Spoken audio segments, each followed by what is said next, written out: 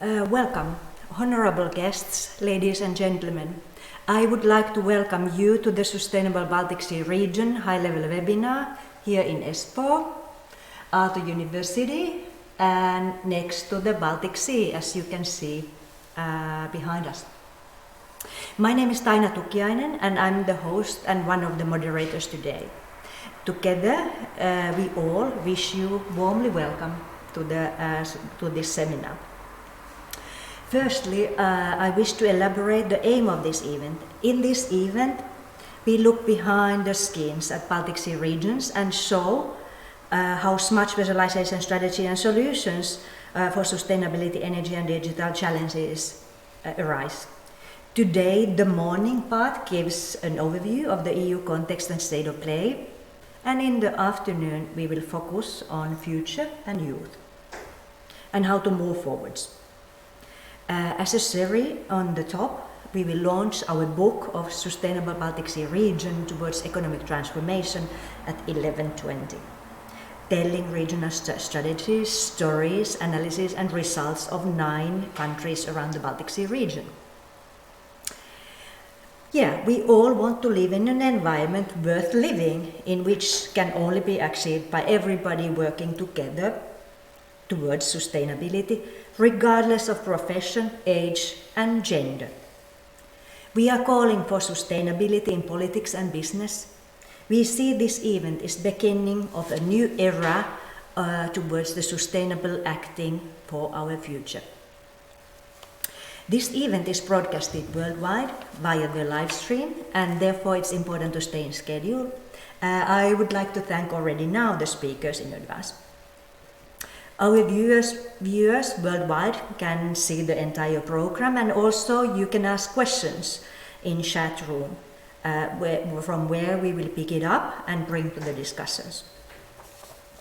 So now we are going to begin with the greetings and keynote speeches, and we welcome our Vice President Maros Šefčovič. We are very honored to have your video message. As you maybe have heard today from the news, the EU and UK negotiations continue today, so therefore he could not be online as planned. Vice President Šefčovič, your mandate is European foresight, and you have just published the report of strategic foresight of Europe. So, Maros Šefčovič, the floor is yours. Welcome, Brussels.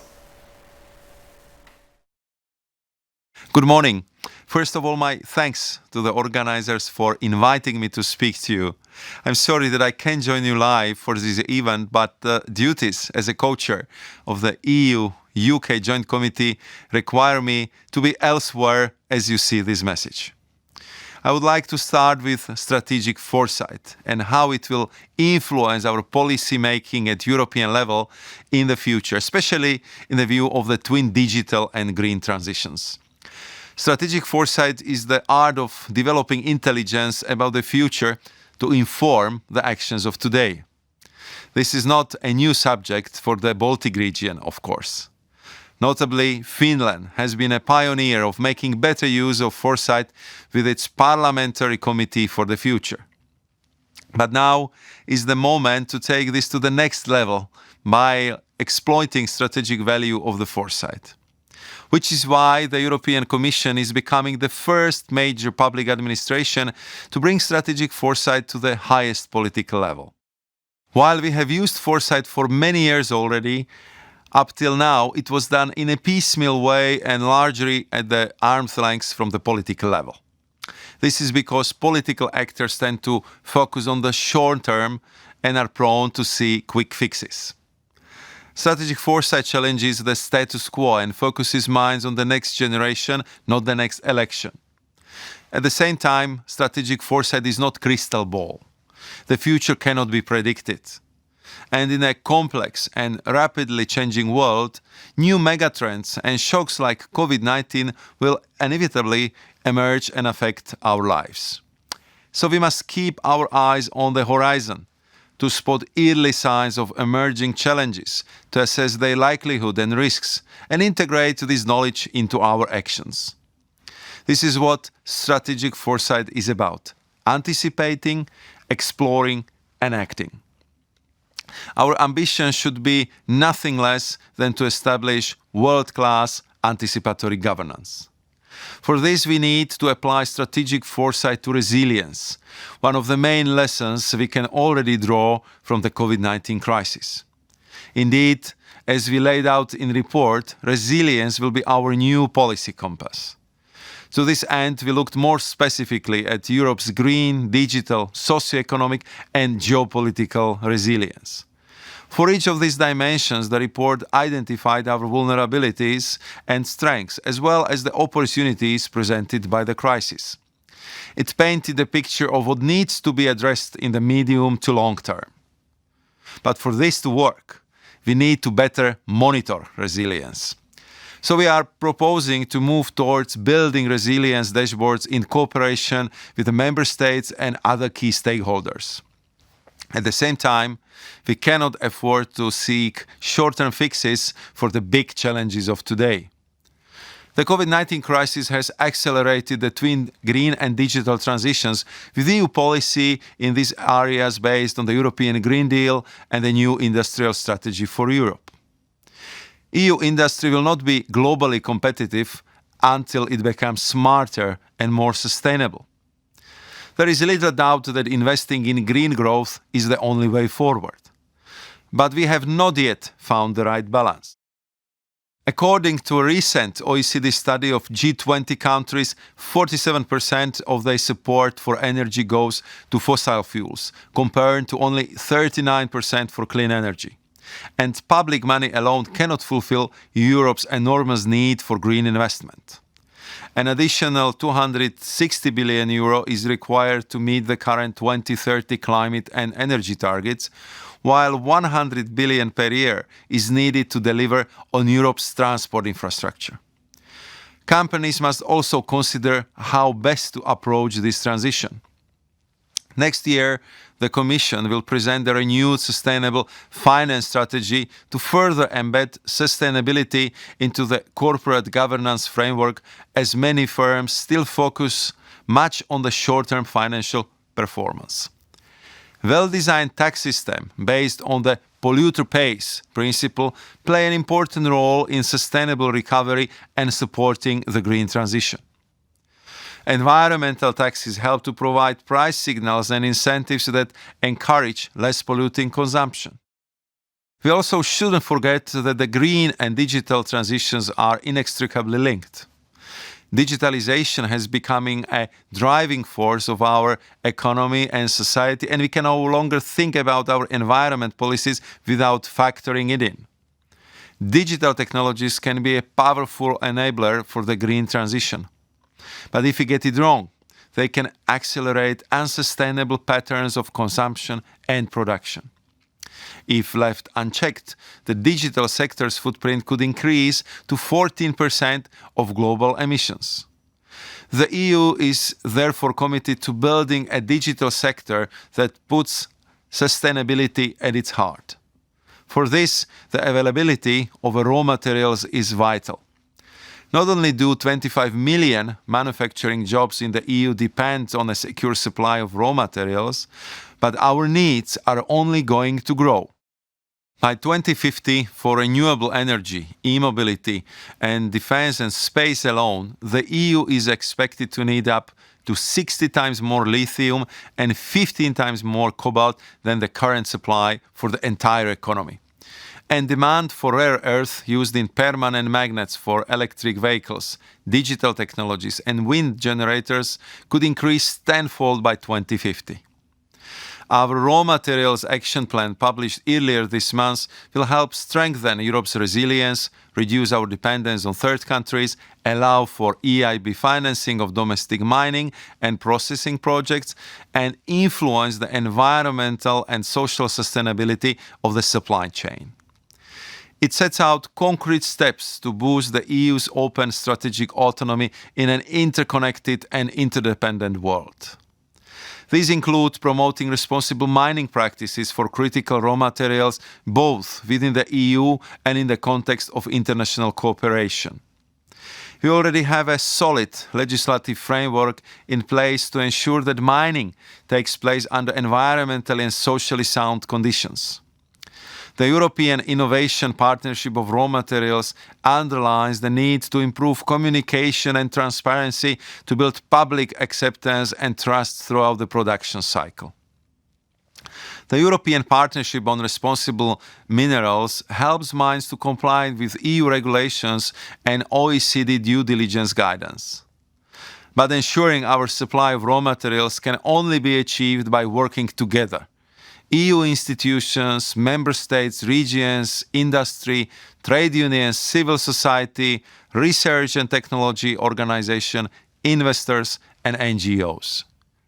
Industrial alliances are the key framework for this cooperation. The flag bearer for this is the European Battery Alliance, which I founded together with industrial actors in 2017 to develop an innovative, sustainable, and competitive battery value chains. 3 years on, and the EBA is already a resounding success. It showcases the 21st century approach to the industrial policy of the EU and its partners by combining support for strategic value chains in an integrated way with environmental objectives. The EBA has attracted more than 500 industrial actors and some 100 billion in investment in the drive to create a globally competitive and sustainable Europe battery industry, which we hope will provide up to 4 million jobs by 2025. It has turned Europe into battery hotspot. The sector saw over 60 billion in investment in 2019 across the whole value chain, more than 3 times as much as China, and we are at 25 billion already this year despite the upheaval caused by the crisis. But there is still more to be done. The Commission will put forward a proposal for a new EU batteries regulatory framework before the end of 2020. As with the EBA, each industry alliance, together with its corresponding industrial ecosystem, should integrate the raw materials dimension. But we still need to raise the level of sustainable sourcing, public acceptance, and innovation. This is the rationale for the European Raw Materials Alliance that will be launched tomorrow, which in the beginning will focus on one of the most pressing needs, increasing EU resilience along the rare earth and magnet value chain. This is vital to most of our industrial ecosystems, including renewable energy, defense, and space. Sustainable sourcing is a key part of the alliance. There are already plenty of examples of this in the member states. For example, the Finnish Network for Sustainable Mining provides a forum for companies operating in the mining industry to share information and advance more responsible mining practices. And Aalto University, our kind digital host for this conference, is one of the leading European centers for battery research and technologies. An active member of the EBA, Aalto is co-chairing the working group on raw materials and recycling. Together with researchers from other EU countries, they are identifying research gaps which could serve as an inspiration for the future Horizon Euro funding program. In addition, the BAT Circle consortium led by the university contributes to improving the raw materials production for batteries along the value chains from the primary raw materials production to recycling. To conclude, let me underline that strategic foresight can help inform the policies of today to ensure the green, digital, and fair Europe of tomorrow. And this is already being reflected in the cutting-edge work being done in the EU, including by many of you here today.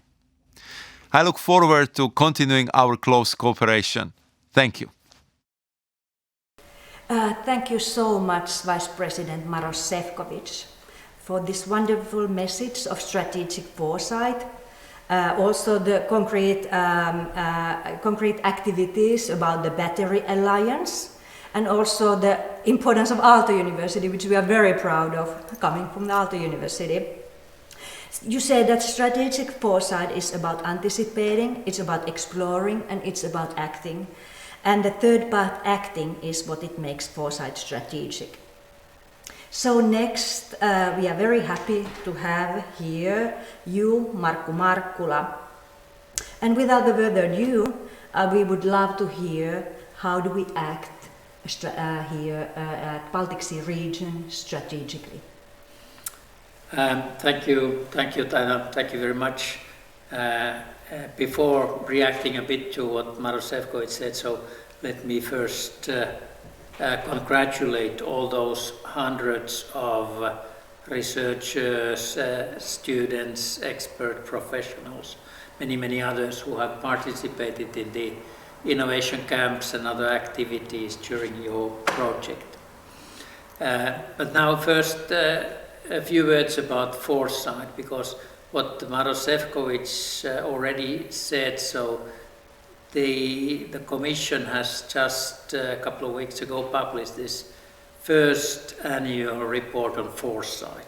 And foresight is not only for EU or for member state governments, but it's especially important for us politicians operating on the local and regional level. We should analyze that more deeper, and let's put it this way, we could take a lot of the key elements out of this report and link to, as an example, what we've already, through the European Committee of the Regions, what we've organized jointly with the European Parliament and European Research Centre, the Science Meet Regions practices, pilot projects, and implementing, starting to understand what this latest research, foresight research, strategic research, what that can have, what kind of impact that can have on our own case.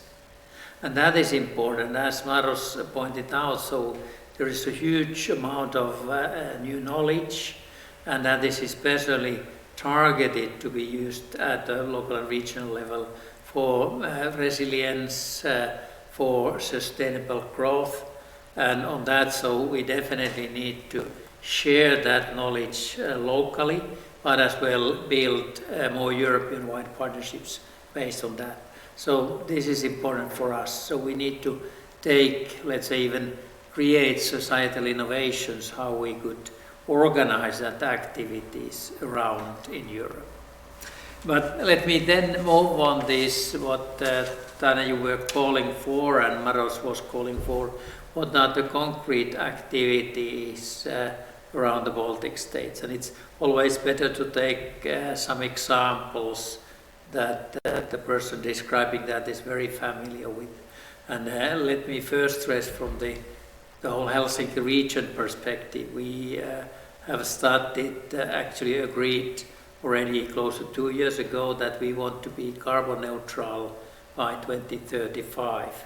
And now, during this year, we've collaborated heavily with the industry, with all experts of climate development, both scientists, but as well as research institutions, universities, and industry, large and small, and how to tackle that. And we are just on our way as the Regional Council to build our roadmap to be carbon neutral throughout the whole region with our municipalities. Some of the municipalities, like the city of Espoo, my own home city, we have already speeded up so that we want to be carbon neutral by 2030. So 5 years earlier than the whole region, and several years earlier than the EU wants to be or is planned to be. But let's take how we can make that to happen. First, get rid of using coal in our district heating. And that will happen in the collaboration with the city and with many of our companies, and above all with Fortum, the largest energy company in Nordic northern countries. And Fortum, they have their head office in Espoo, and they run our district heating system. And we've agreed so that around in 5 years' time, they can stop using coal in the power plants. What does that mean and what does that require? We need to take, let's say, or we need to implement around a dozen parallel activities starting with using all the energy what we can get from waste management, and wastewater treatments, building on that. We are taking in active use a lot new geothermal energy. SD1, one of the companies operating here, so they made a special exercise going close to 7 kilometers deep on the ground, and using the heat that they can get through that, and that will be then covering about 10% of the whole energy needs of my city Espoo. And we have a lot of other similar activities, not going that deep, but a few hundred meters, and through them we can really take the renewable geothermal energy in use in buildings and in the whole district heating system. We take more measures on biofuel and several other initiatives, including kind of systemizing the energy grid, so that with the help of modern technology, more can be utilized, options that are on that. And let me take another example, because we need to that in, let's say, in large scale in active use. One of the regions inside the city that we are operating very much during the next 10 years is the district called Kera, that is in the crossroads of the railway, the motorway and regional ring 2. And actually it's most known at the moment that the Nokia international head office is located there with their research center. But it's as well a region kind of totaling to 200 hectares, where a lot of traditional industries, logistics and so have been located. And now they are moving out from, let's say, this part of the city.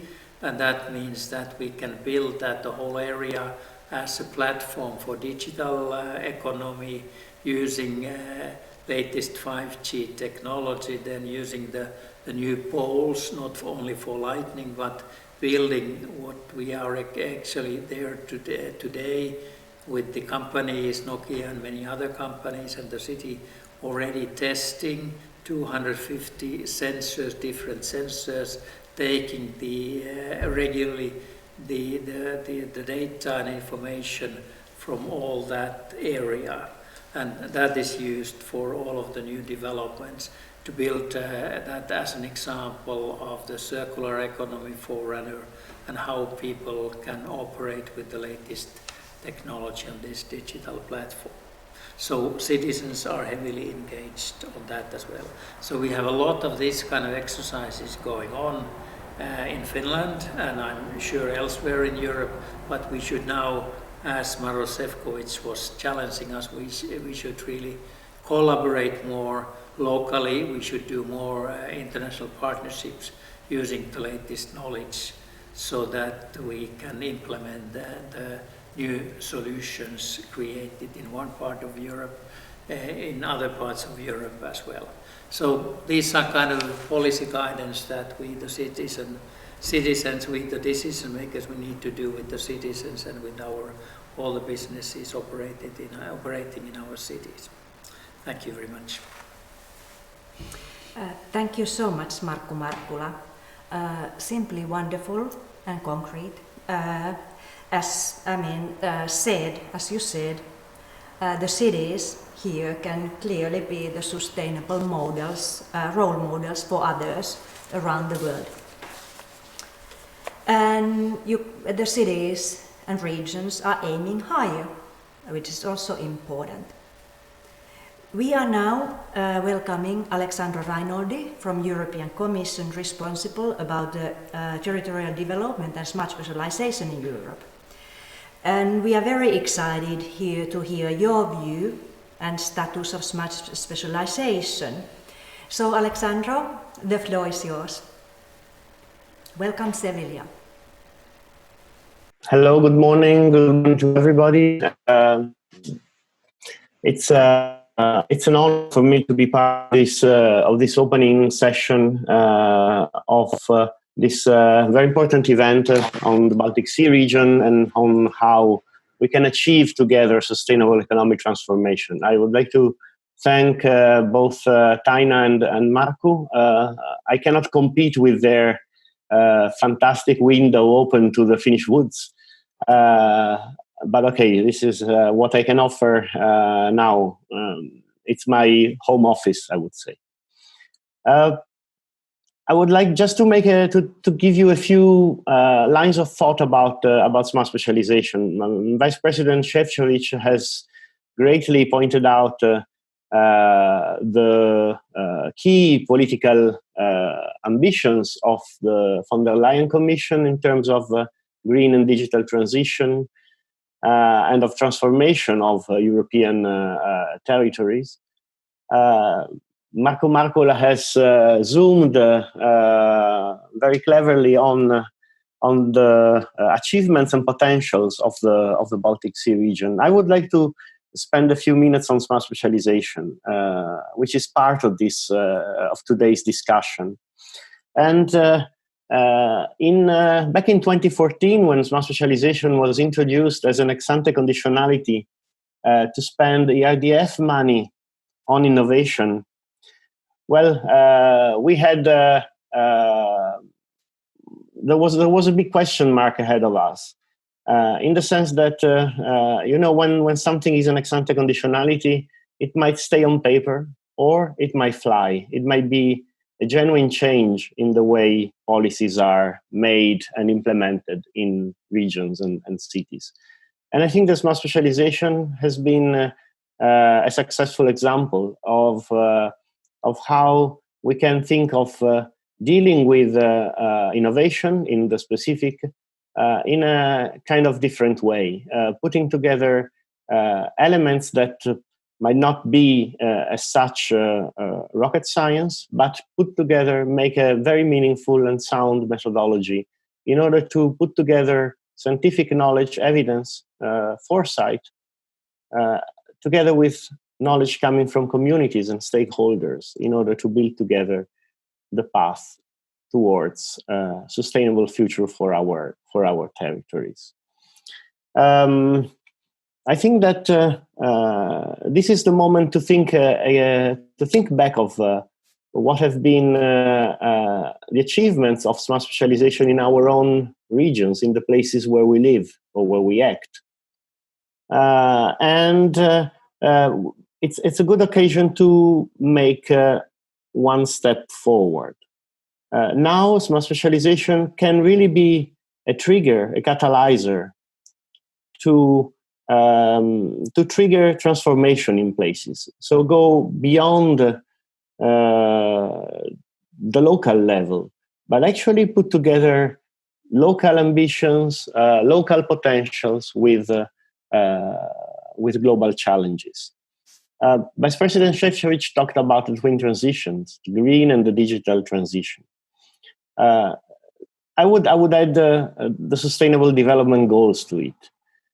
These are three main topics that are intimately interrelated to each other, but can be our compass in order to achieve the transformation, the transition in our regions and cities on the basis of what each single territory, each single community can give and can take.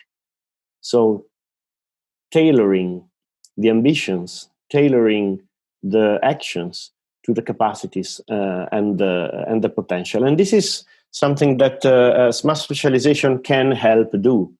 We have witnessed, we as Joint Research Center, as Smart Specialization Platform, we have witnessed in the Baltic Sea region a tradition of collaboration, a tradition of discussing, putting together thoughts and challenges, co-creating. We have participated to innovation camps, to peer exchange and learning action. We have seen regions across the Baltic Sea participating, taking part, leading thematic smart specialization cross-regional partnerships. Well, I think that this is a great starting point. And I would like to see this today's discussions as not only the final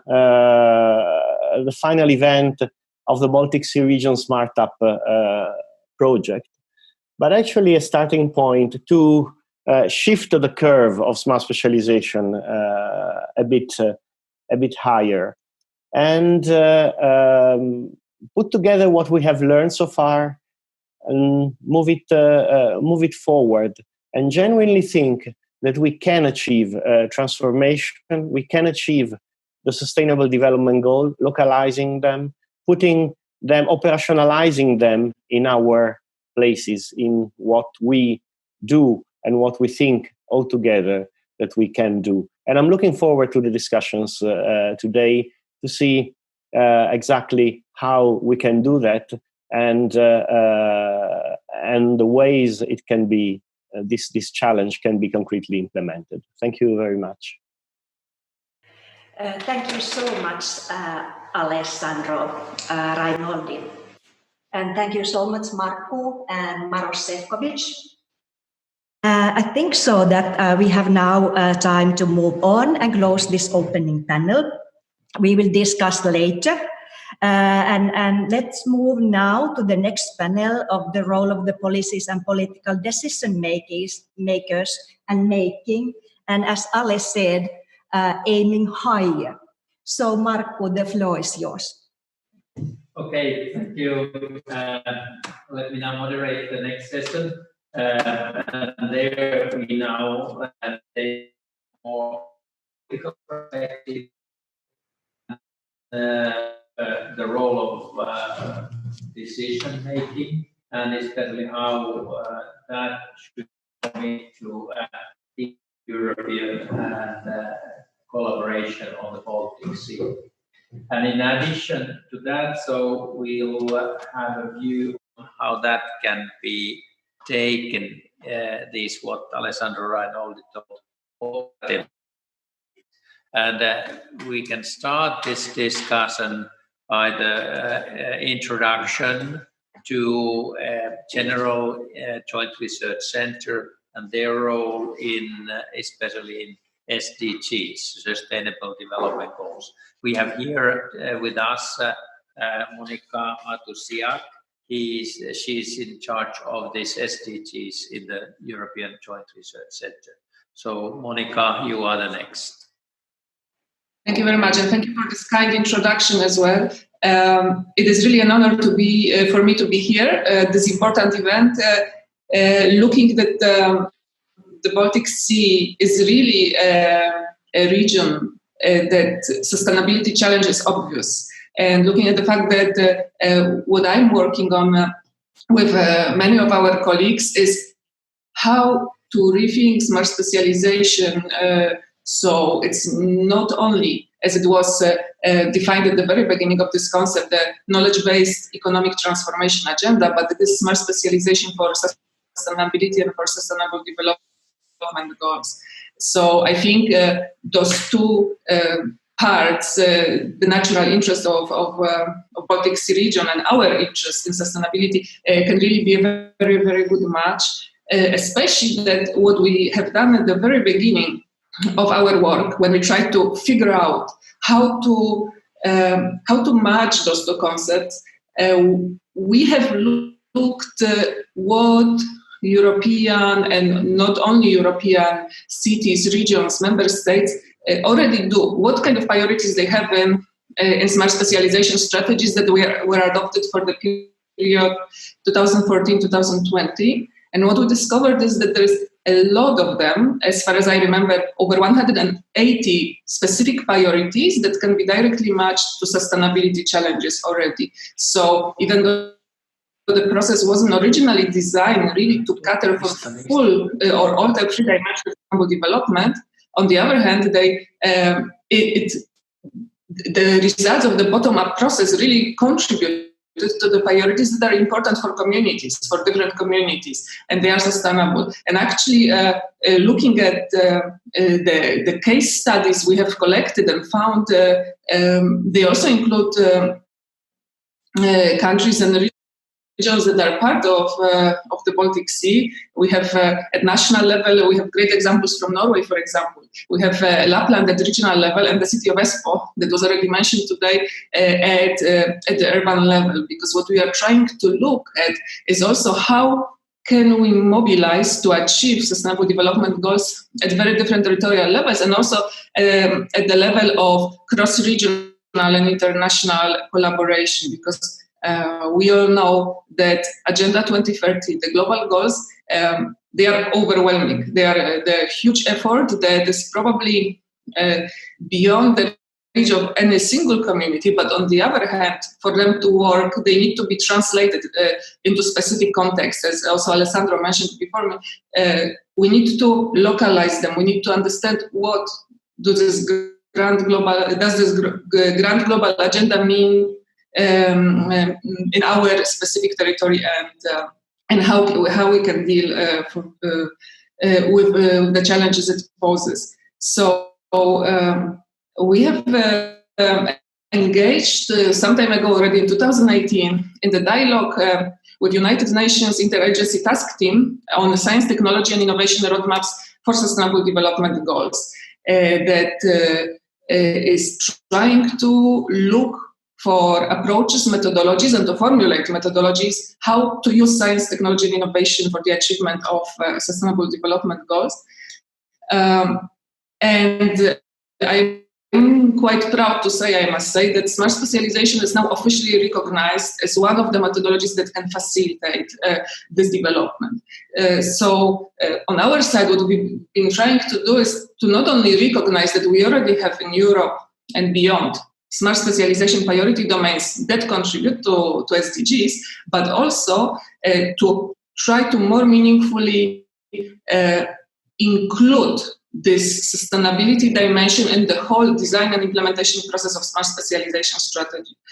So we are now in the middle of the pilot program, developing pilot methodology, how to have SDG dimension already in the analytical stage, later on in the definition of projects, in the monitoring indicators, and so on and so on. So I think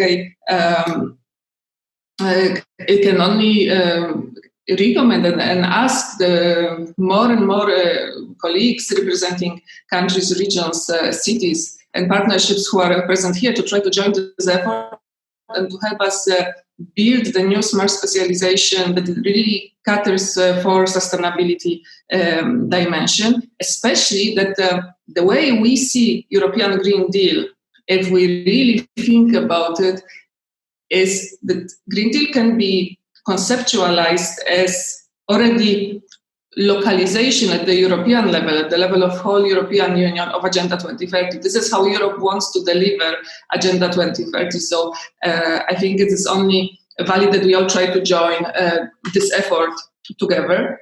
And maybe the very last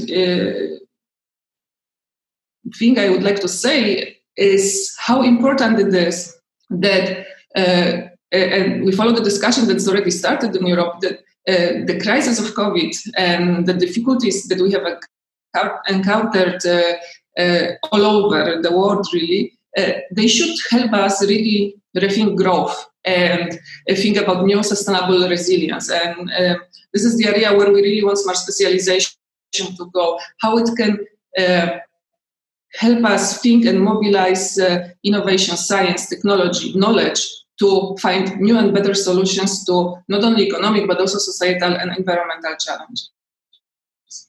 Thank you very much.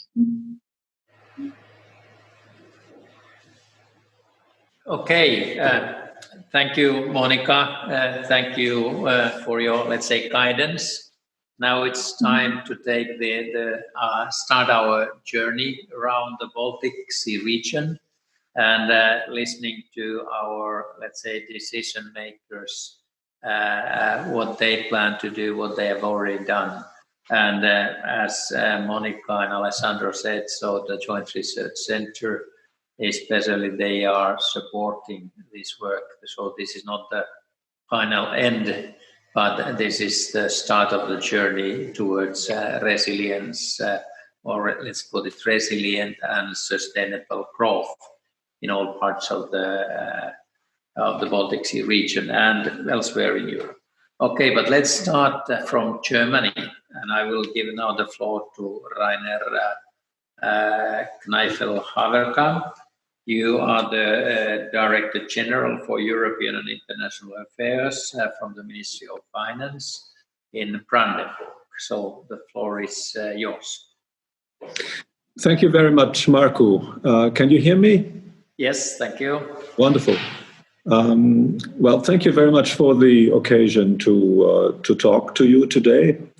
I think I want to make basically two remarks. I would like to mention one specific example where I think we have managed to make major progress also in the context of Baltic Sea cooperation with regard to the Potsdam Science Park. And the other aspect I want to mention are new sort of strategic developments in the region in a more sort of overall way.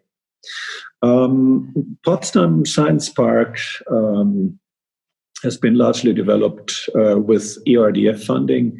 It comprises like 2,500 researchers, 9,000 students from Potsdam University, and several large-scale extramural research institutes from Max Planck Society, from the Fraunhofer Society, and so on. It has, I think, world-class research, but it has, in spite of an incubator that was placed there about 15 years ago, very little economic activity. In 2015, we started a comparative analysis of the development potential of the park as compared to Scandinavian innovation hubs. We did that funded from the ERDF technical assistance. In this analysis, which was largely based on a dialogue between the key stakeholders in Brandenburg, in the city and the park, with partners from Scandinavian innovation hubs, what we created in the end was a roadmap how we can bring about a transformation from the science park to a true innovation hub, internationally well connected and economically successful. And in implementing the task force, we set up a task force with an increased engagement from the regional government and the city of Potsdam, and overall better cooperation. Maybe if we did learn something from the discussions with the Scandinavian partners, it was about how to better cooperate and actually also how it is more fun. The result was that the Ministry of Economy provided major funding for a beefed up park management, which allowed us to hire a fantastic CEO who used to be responsible for the startup support from the Technical University of Berlin. The city of Potsdam agreed to construct a second incubator. The city of Potsdam set up a joint company together with the university as a basis for the park management, and engaged heavily in developing and marketing real estate, which was available to some extent because quite a lot has been sold now. All of this resulted in an increased investment from private real estate companies in the park area. So we look forward to the completion of one private office and laboratory building. The city incubator, I think, will follow soon, and it's really great to see the cranes and the buildings going up. So in terms of international networking, I think the SMARTer project, in which we participate in close cooperation with the park management, has been instrumental in improving networks in particular with Baltic Sea actors. And it has also been recognized as the University of Potsdam has been awarded major funding for an innovative university based on the fact that it is now so well linked to other locations. In the next year, I think we will, as I said, see major developments in terms of real estate and availability of office and laboratory buildings. So we expect numerous companies to be able to locate or to relocate to the science park, and not for us to lose more startups to Berlin. I think the targets that have been set in the roadmap for 2025 will largely be met. And we're currently working on revamping the strategy and the roadmap and continuing it to for the next 10 years. So that much about the Golem project. Probably what I want to add is also that the Golem project and the experience in sort of bringing all the stakeholders together and also with outside support will have a major impact, I believe, on ERDF programming for the next funding period.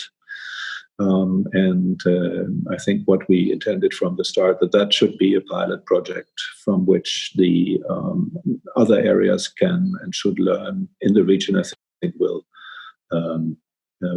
really be implemented.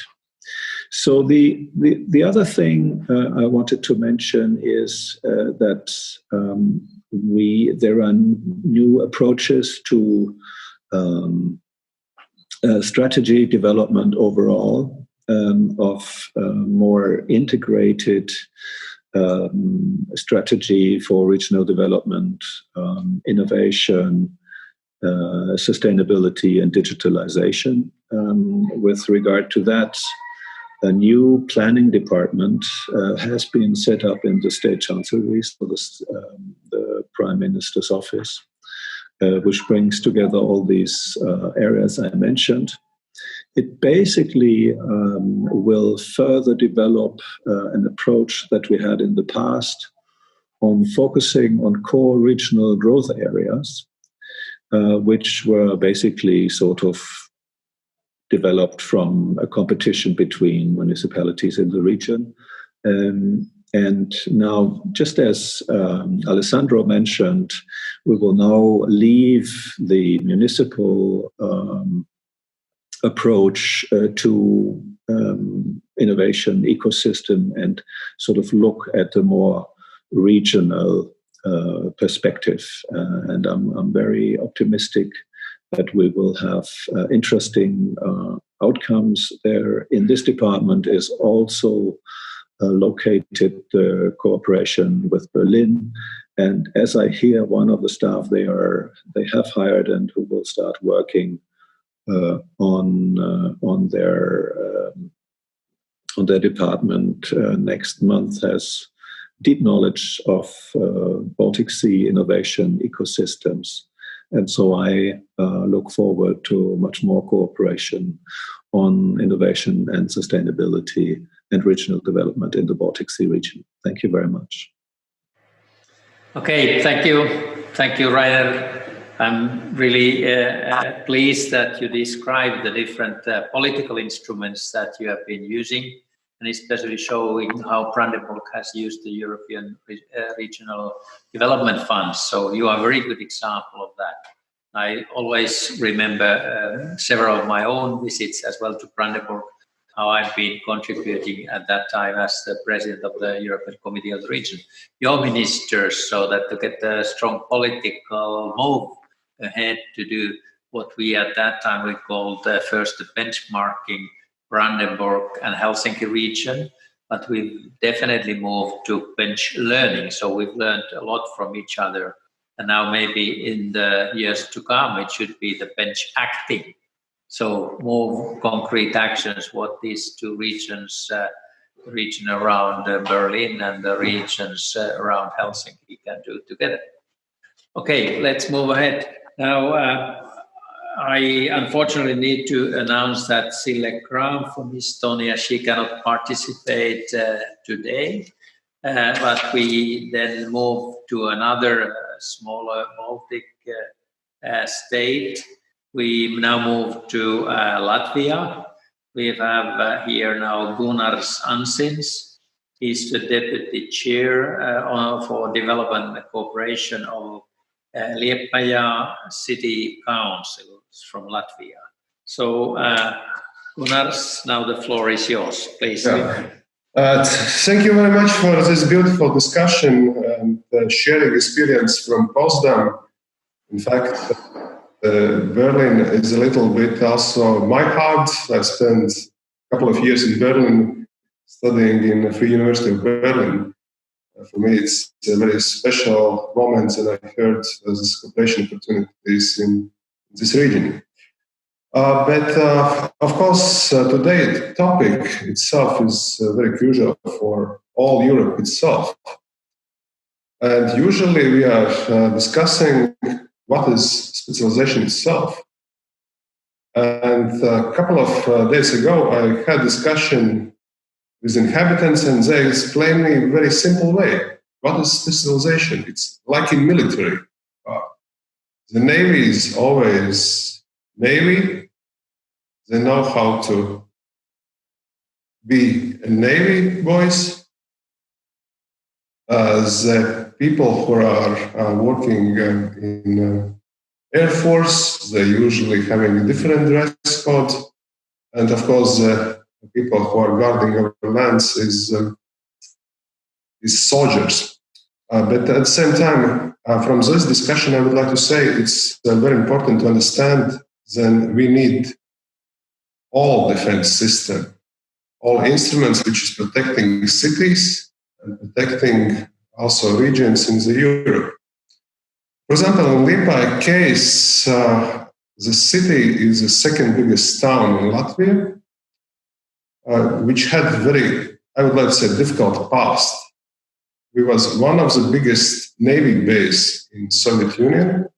So almost 1/3 of area was used only for Navy.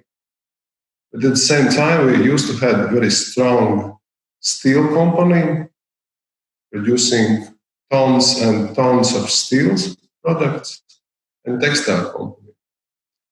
And today we are facing the fact that we are willing to change our thinking, change our area for future needs of the city.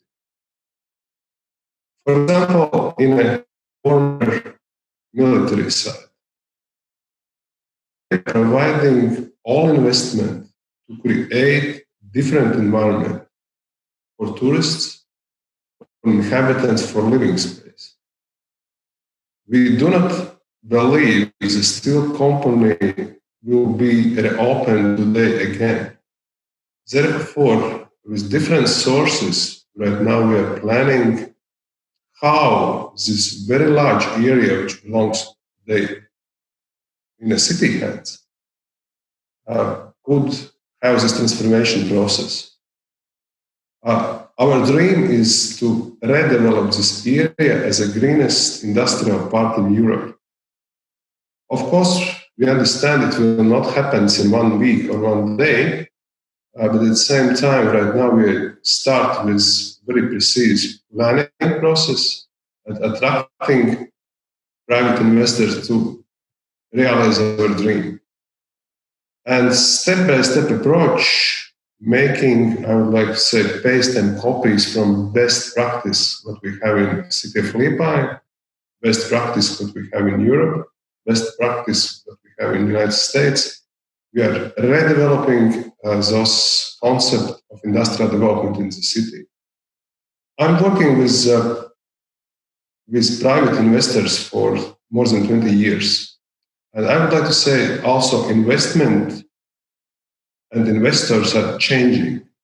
If I remember the time in 80s, 90s, investors was willing to see from the city side only basic things like, we have a street, do you have a water, do you have a gas connection, etc.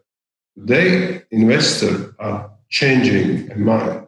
They're asking for quality of life. We have a theater in town. We have an orchestra hall. What about education? What about housing? And the city itself, they have to provide this type of services. More green, more culture, more educated city. I remember the times when cities was competing with each other, the cheapest land plot for investor. Today, I would like to say the cities are fighting for brains, how to bring in smart cities, smart people in a town, how to change rest thinking. And I would like to say there is no one formula for smart integration. We need to have and create a very integrated approach. The best approach which is possible to discuss, understand in a society and also in the world itself. Because the people itself in a town are very different. On one hand, they're willing to see the green and the best environment. On the other hand, all ports in the Baltic Sea region have to provide also the economic benefit for the town, including transportation, including logistics. Therefore, I would like to say, Marko, thank you for this opportunity to share my experience. And if you have any questions, I will be happy and more than happy to answer. Okay, thank you, Gunnar. So good that you brought the strong role of investors and how the investing landscape has changed and will change, of course. But now let's move on to the southwest part of Baltic Sea. We have the next speaker contributor is Sten Bording Andersen from Aarhus, the city that as well I visit several times, and especially proud, or I can see you being proud of your many cultural activities. You yourself, Sten, you are now the chair of the culture committee of the city of Aarhus, and of course the city council member and the committee of the regional member in Europe. So Sten, the floor is yours. Thank you, Marko. And welcome here in Aarhus. I'm standing in Dock 1, our main library, who has a lot of digital opportunities for all of the community. And it's a pleasure for me to take part of this discussion. First of all, I would say some words about the infrastructure that we have that we have built up here in Aarhus. And then I'll give some practical example of how this working together have made some impact in our society. In Aarhus, we were one of the first Danish municipality with an open platform, an open data platform, and now we are chairing the national initiative in this area. And we are also the national test bed for the next generation of positioning technology, and their urban robotics are a major project in this. We are also the first, one of the first cities in Europe to have an Internet of Things structure, and we have an outdoor city lab. These are things that are needed, a digital infrastructure, you could say, to have some results in this area. But what will we do with this digital infrastructure?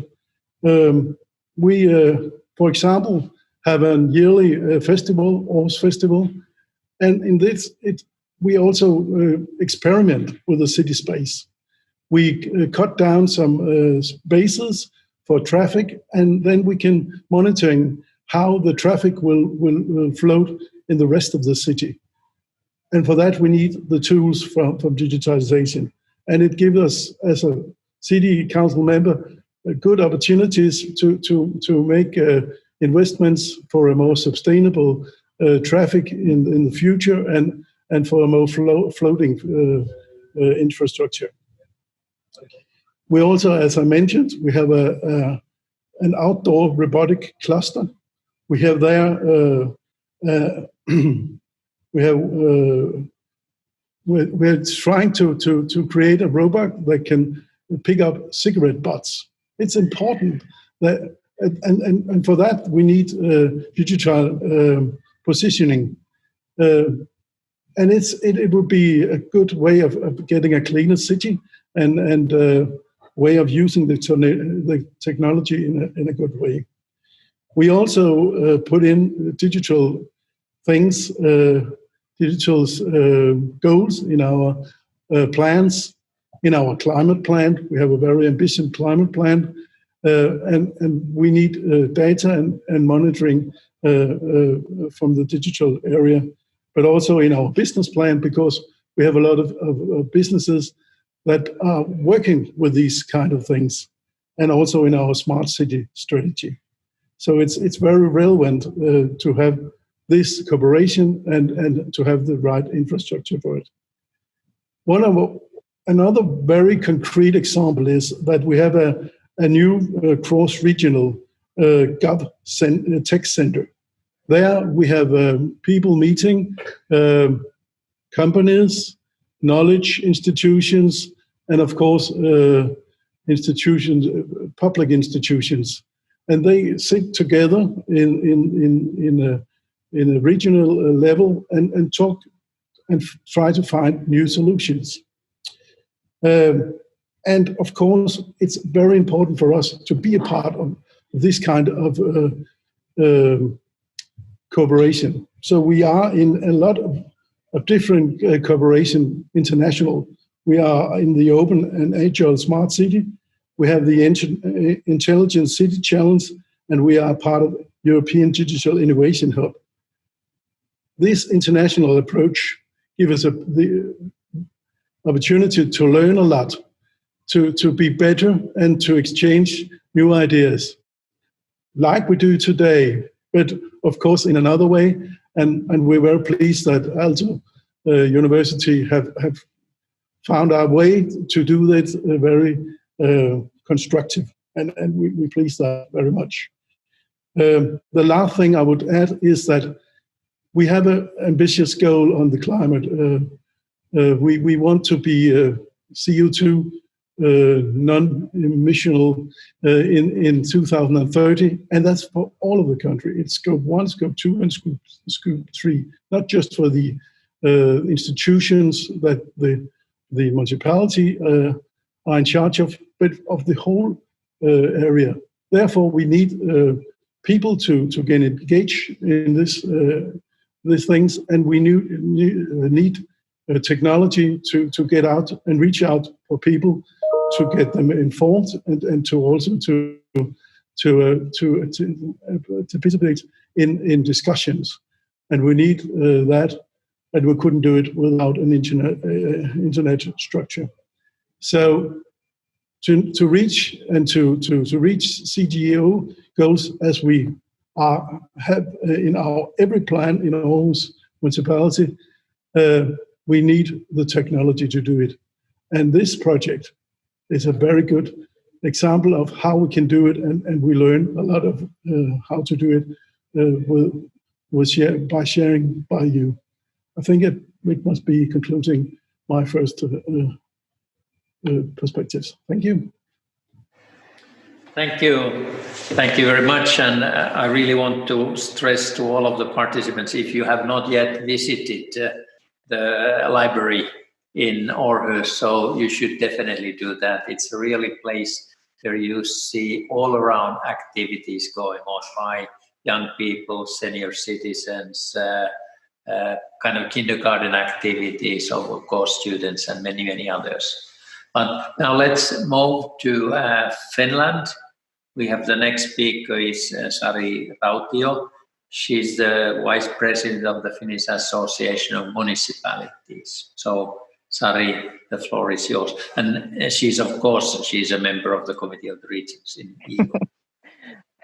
Thank you, Markku, and good morning, everyone, and greetings from sunny Hämeenlinna, the we are here in 100 kilometers up north from Helsinki, so in the southern Finland. Yes, thank you so much to have this possibility to join into this interesting discussion. And I must say that I have had the opportunity to visit the library in Aarhus, and it's really something to worth visiting. And I think that when we talk about the smart specialization and also about the just transition and everything like this, actually the libraries have something in their DNA that we should use, and to see how the libraries have been able to change. And I think there is something very wise in that. So just to point out this first. But thank you so much. All the previous speakers have already given up really good examples and ideas what is to be done. And for the first, I'd like to point out that the COVID-19 crisis has shown us that a quick transition is possible when we must do it. And now I think we should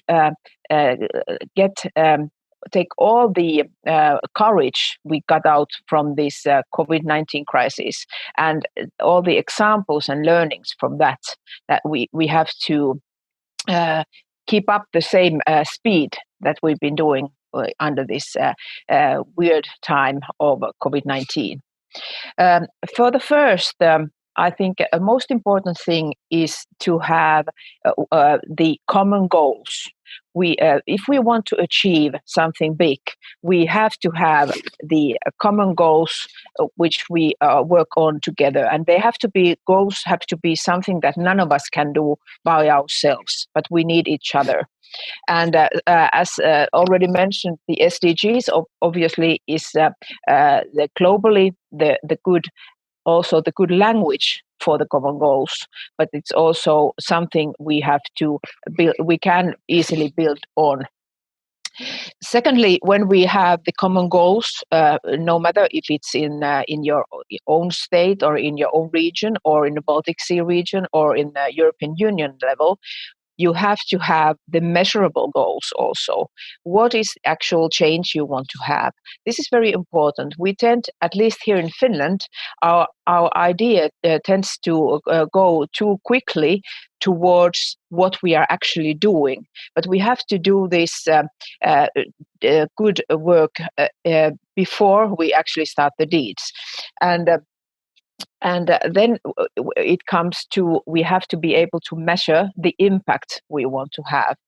And I think this is very important. And that's why I'm very pleased that the Green Deal actually seems to have the same idea, that we have to be able to measure also the change.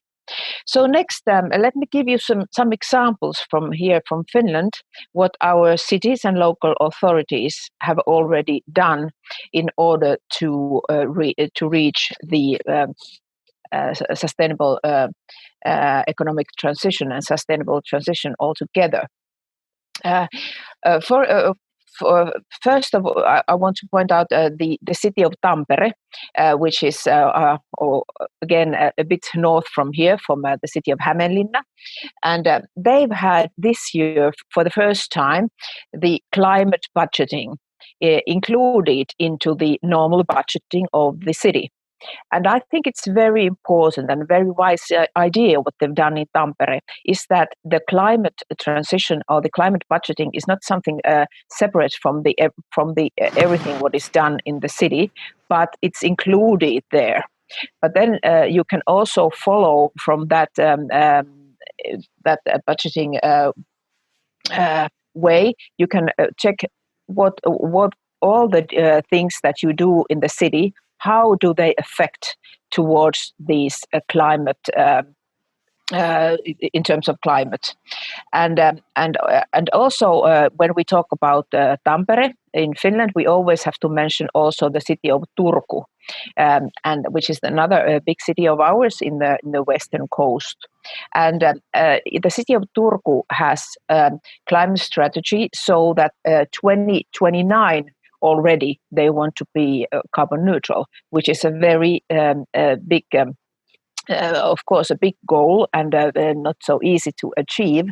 But I must say that as important as it is to have the common goals, the goals must also be big enough. And in the city of Turku, they have really interesting and also going through all the cities. All the things that is going on in the city and in the whole ecosystem of the Turku area. So these two cities. Sorry, did somebody say? Go ahead. Oh, sorry. Yes, of course. In these two examples, the big thing is not only cooperation in the ecosystem, but co-creation. And I think it's very important for the local authorities to understand that they can't just by themselves to make the goals, but we have to also have all the stakeholders when we actually create the goals, so that the goals will be actually co-created together. And this might seem a small thing, but actually it's a really big thing, because then we all at the same time we learn together at the same time. The third example I want to give is the changing of the use of wind power.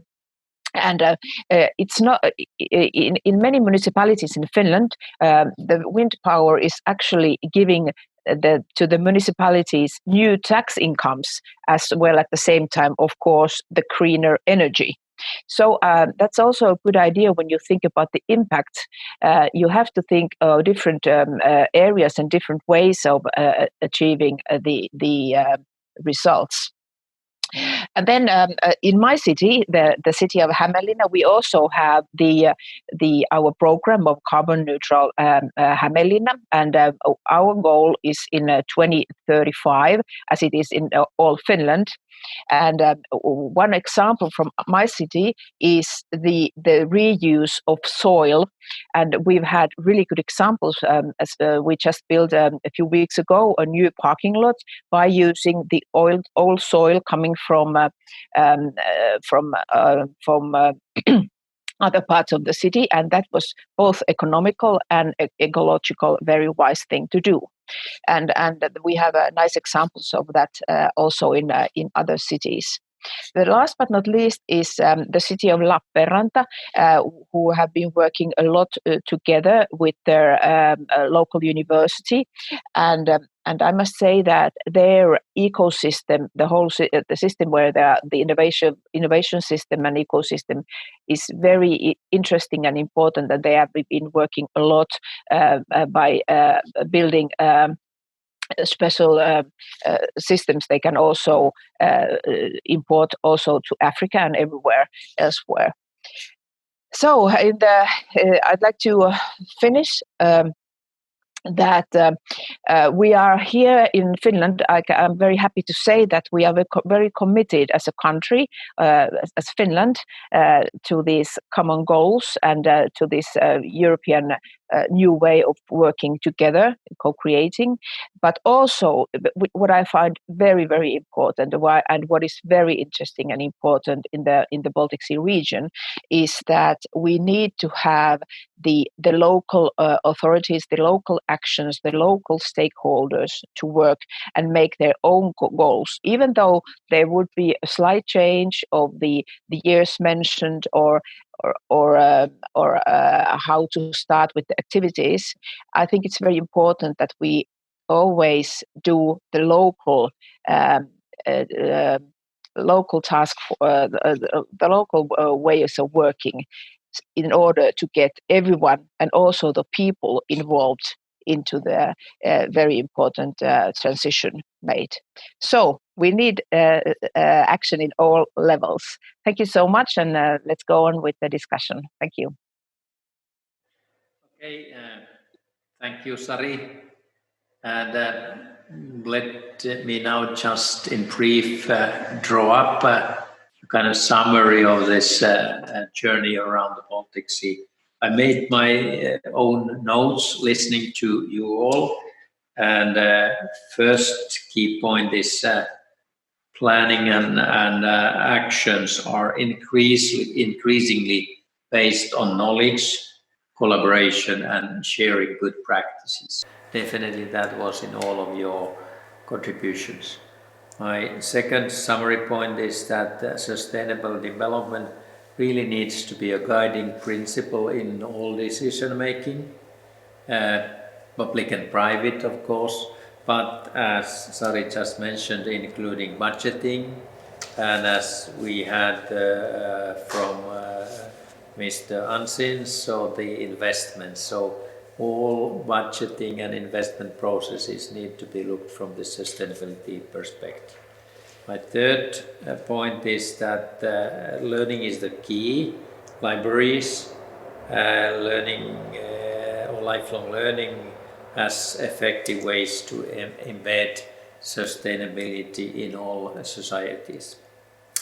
The fourth key point is referring to Maros Sefcovic.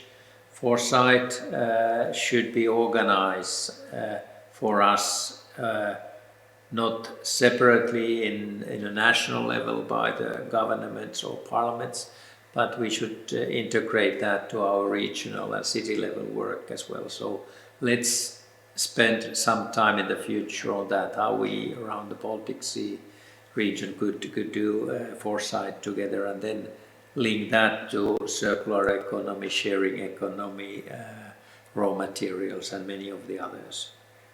Fifth key point is really on research and on that, so it's multidisciplinarity, interdisciplinarity, research as an increasing source of knowledge and also know-how. And there we need to integrate to this work strongly the research centers and universities. And sixth point is kind of summing up that sustainability needs to be the new normal for all communities, all businesses and individuals. So the role of citizens and citizen awareness and citizen commitment is crucial on that. And all in all, the general summing up that we need foresight cities, large cities, small cities, towns, villages, in co-creating their local innovation ecosystem, and through that then targeting more and more the societal innovations and implementing those in reality. So thank you for this part of today's contributions and discussions. We'll now have a short video before we move to the, let's say, the highlight of today, the launching of the Smart Up project summary book. So the video, please.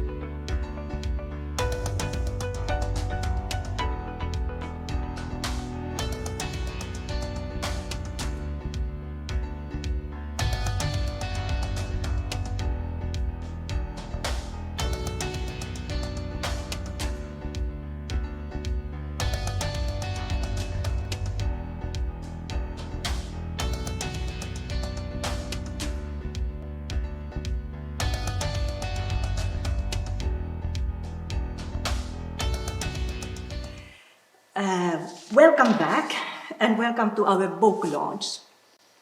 It is a great pleasure to have the book out of the press, which we have done together with all stakeholders, with all of you actually who are listening to this launch. You all will receive the book later today. We believe that this book will contribute to bringing the Baltic Sea region together, as we have been inspired a lot by writing this book.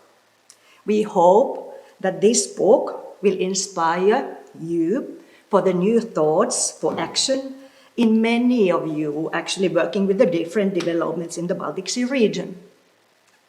So this book is titled, as you can see, Sustainable Baltic Sea Region Towards Economic Transformation by Smart Specialisation Strategies. So Patricia Hongisto is joining with me to the book launch. So we are introducing the book to you together.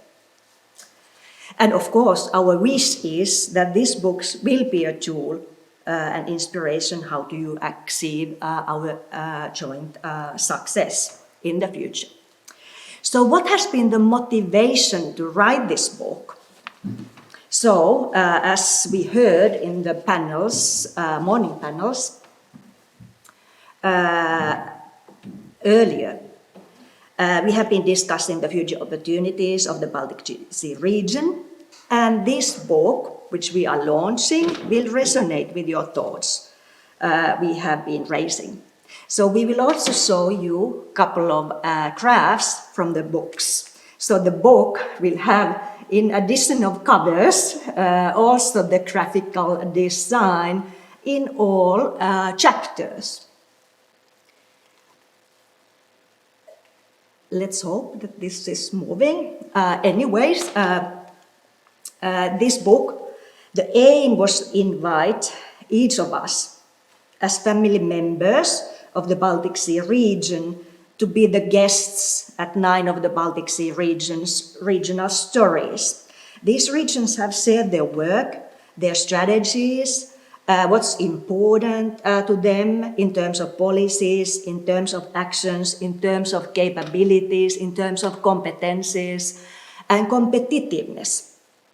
So many regions and countries in the Baltic Sea region have intensively working to speed up sustainable economic transformation.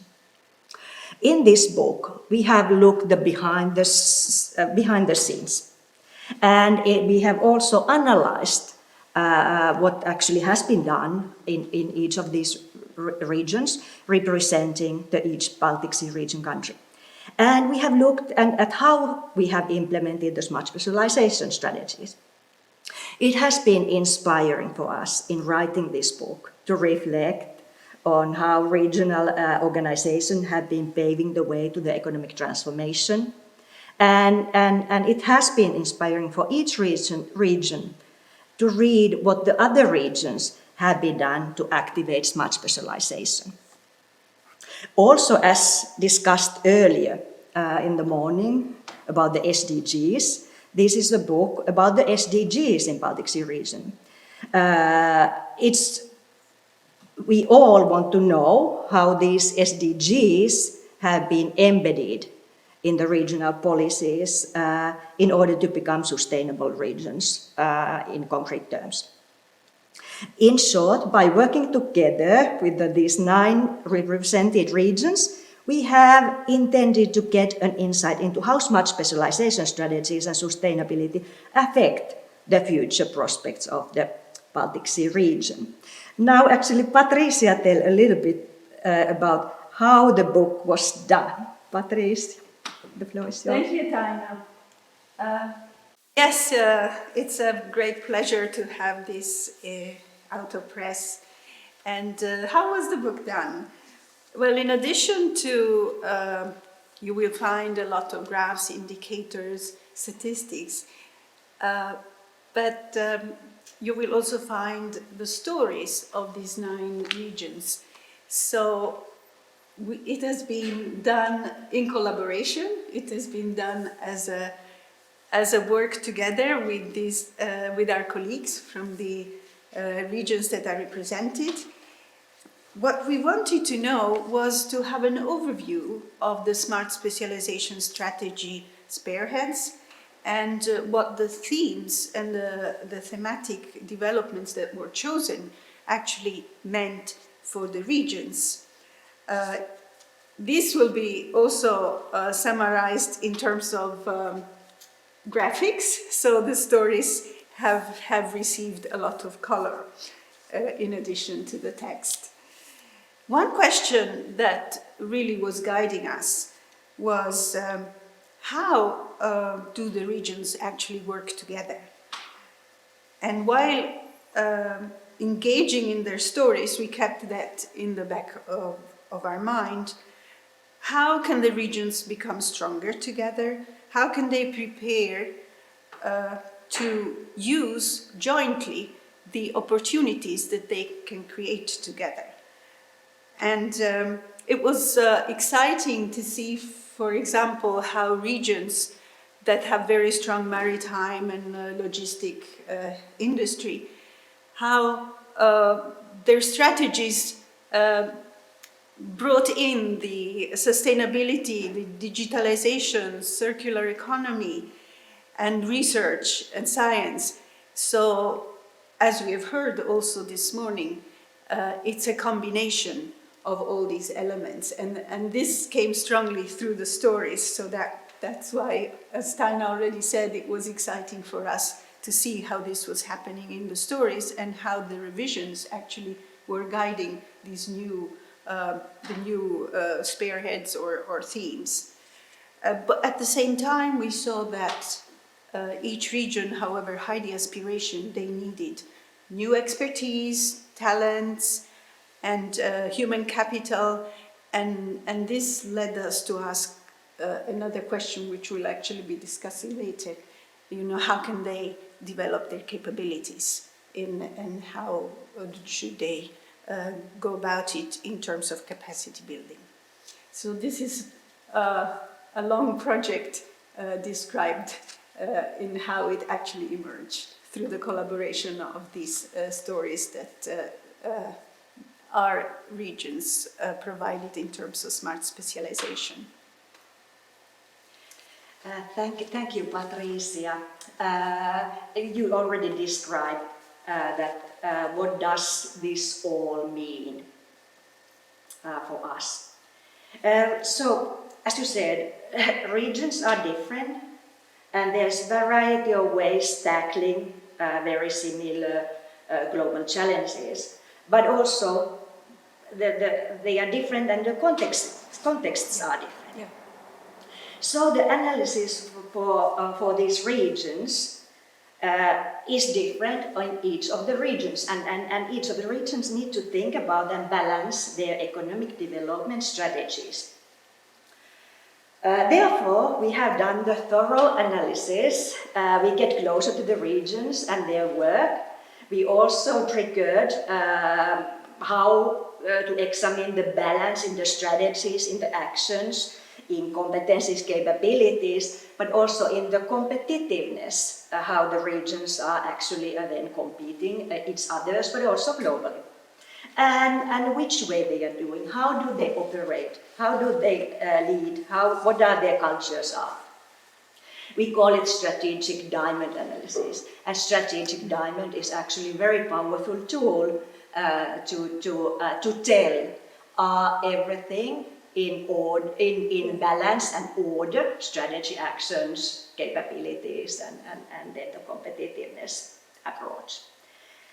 So this has been inspired and triggered for us to look at the actions more deeper, the policies more deeper, and what does that mean for the people in those of the regions. And what does that mean for the industry? So is there really what we say in line, what do we do? So we really recommend you to read the book.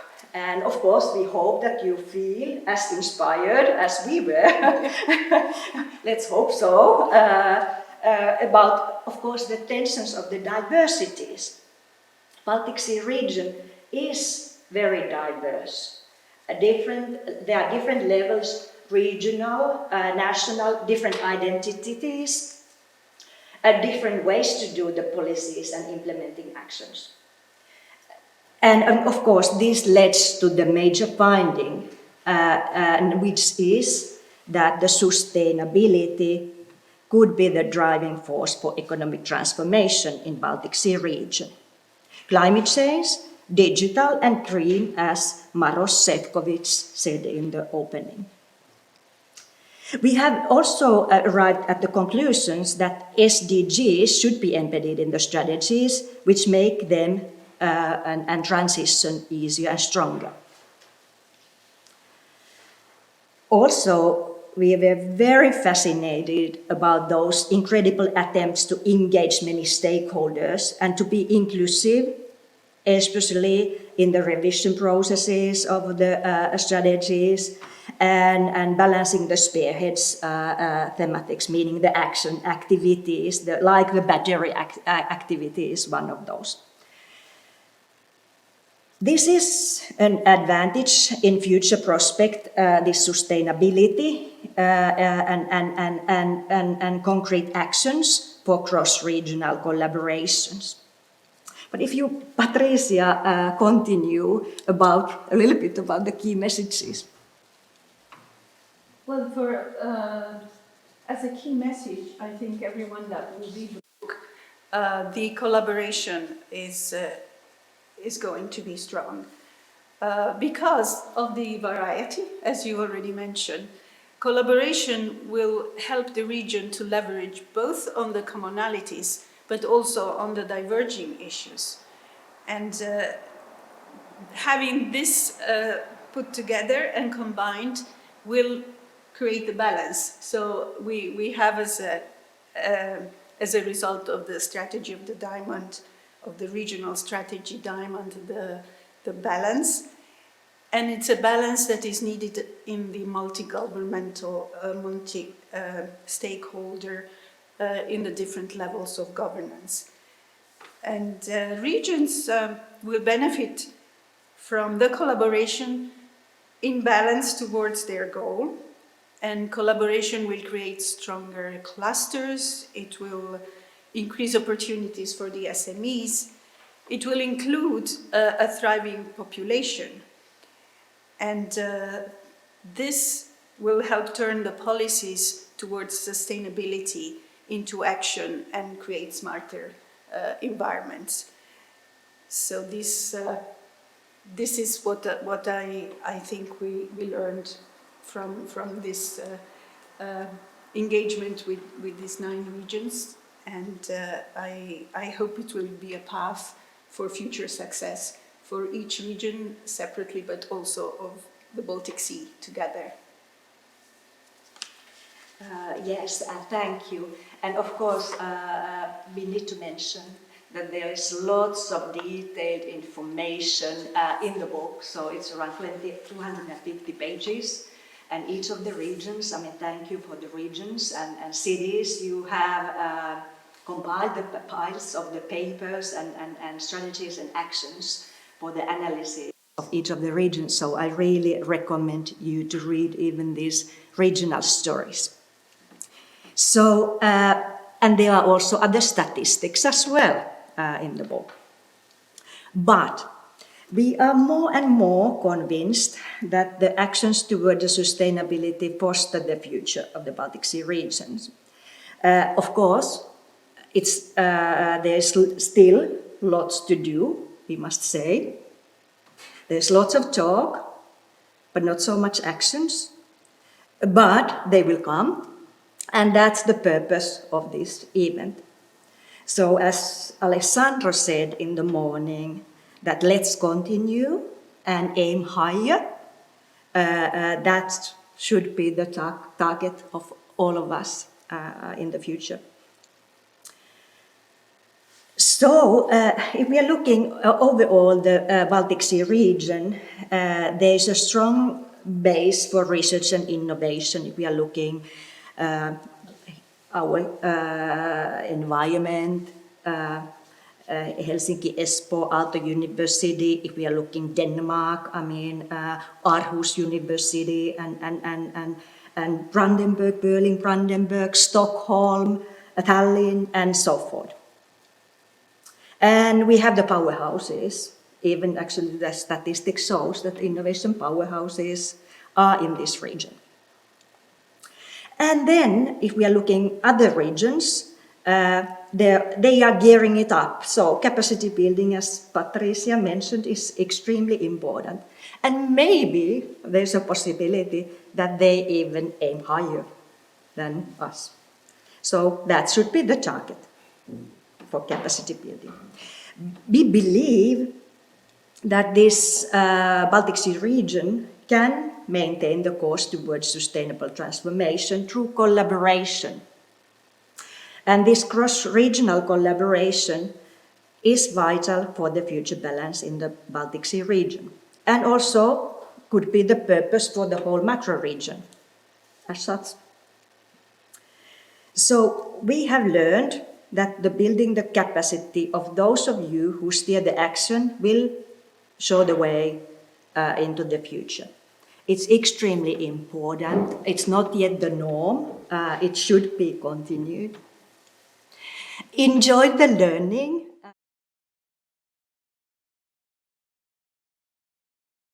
But let's start now with the Inge.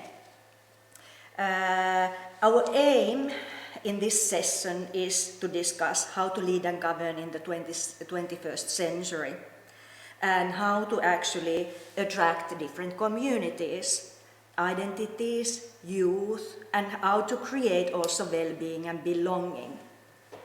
Inge, you have a long experience in doing so. So, Inge, the floor is yours. Welcome, Inge. Welcome, UK. Well, thank you, Taina, for the invitation to be here, and congratulations to all of you on the book. I mean, it's very timely to have that happen. And it's been very interesting to listen this morning. I must say, listening to Mara Stevčević about the foresight that is required. And I thought, gosh, what a lovely title, Vice President of Foresight. That's what we need more of, right? And, you know, what does it mean to be future fit? And that's exactly the same question that Sally Rani, my co-founder, and I asked ourselves when we set up Global Choices. Because, yes, we have these wonderful challenges defined for us through the SDGs, through Paris, and COVID, of course, has given us a certain tailwind on these. These have been taken to heart, and it's been exceptionally interesting to listen to how these are being implemented at a local and regional level. But at the very same time, we realize that we also have to reframe ourselves in the context of global citizens taking responsibility for the global commons. And these are the big systems that actually keep us alive. So the oceans, the atmosphere, the ice caps, these, unless we really take care of these in totality at the same time, we are at risk, we put at risk all this wonderful innovation that so much effort is going into. So risk and resilience go hand in hand, I think. And the more we researched this, and we took a really deep dive into risk, and we realized that actually even amongst the environmental activities, there is very little prioritization. Yes, we're taking plastics out the ocean, we're planting trees up the gazoo, we're innovating, we're creating new ways of doing things, but at the same time, on our watch, we have lost, between the two poles, 6.4 trillion tons of ice. And this is continuing. If you want to see what global warming is looking like, look at the poles. You know, they are already at 2 degrees. And this is continuing at a pace that is hugely alarming and hugely threatening to all of us. So we have made it our task to really promote the global commons, promote global citizens taking responsibility, but also prioritizing within those the Arctic and the Antarctic. And of course, the Baltics have such proximity to the polar ice and the Arctic polar ice, which holds 7% of the world's fresh water. And as we know, and you know far better than I do because it's on your doorstep, how quickly that is melting. So I would also encourage us to have a lens that takes the bigger picture, because it will have an enormous consequence, not only on sea level rise. I mean, just if Greenland goes, looking at 7 meters, and so don't build on the coast, but also on the economies, fishing, on migration, because the sea, this is not exclusive to this region, of course. What happens in the Arctic will happen elsewhere and will create massive food insecurity and will create massive migration. So, the cooler areas are going to be incredibly popular. So one can anticipate what will happen. That's part of the foresight. And then the other question we had was, who are we doing this for? And yes, of course, for our current generation, but in particular for the next generations. And so we felt that, youth have made themselves very visible through Climate Fridays and the marches, and it's been amazing how much they have embraced the notion of global citizenship. But, it's not an addendum, it's not a side issue, having young people. Let's make young people the heart of the decision making too. It's their future we're principally doing this for. And so we created a network called Arctic Angels, which is genuinely intergenerational dialogue. And it's on equal terms. We learn as much from them as they learn from us. We mentor them. And I do feel that this inclusion is critical, not just as, well, we have a youth arm or we consult young people. Actually put them on the boards, get them and hear their voices, listen to them.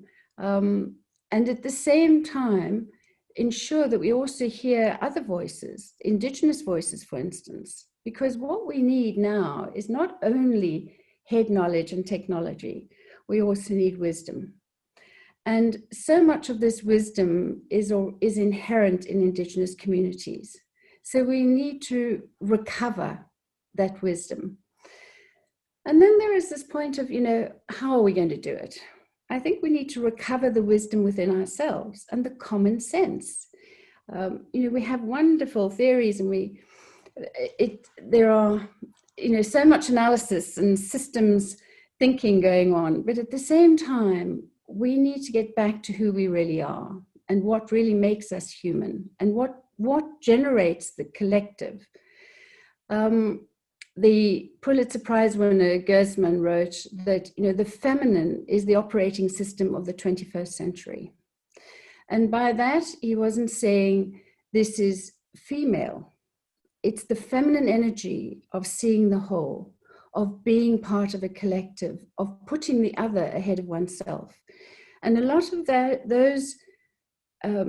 ethos has been lost and has been part of creating the problems that we are living with at the moment. So can we recover much more of a holistic way of seeing things? Can we recover a generosity of spirit where there is this collaboration and communication, but also a sense of urgency in all of this? Because if we don't speed up what we're doing, we put at risk everything that we are working for at the moment.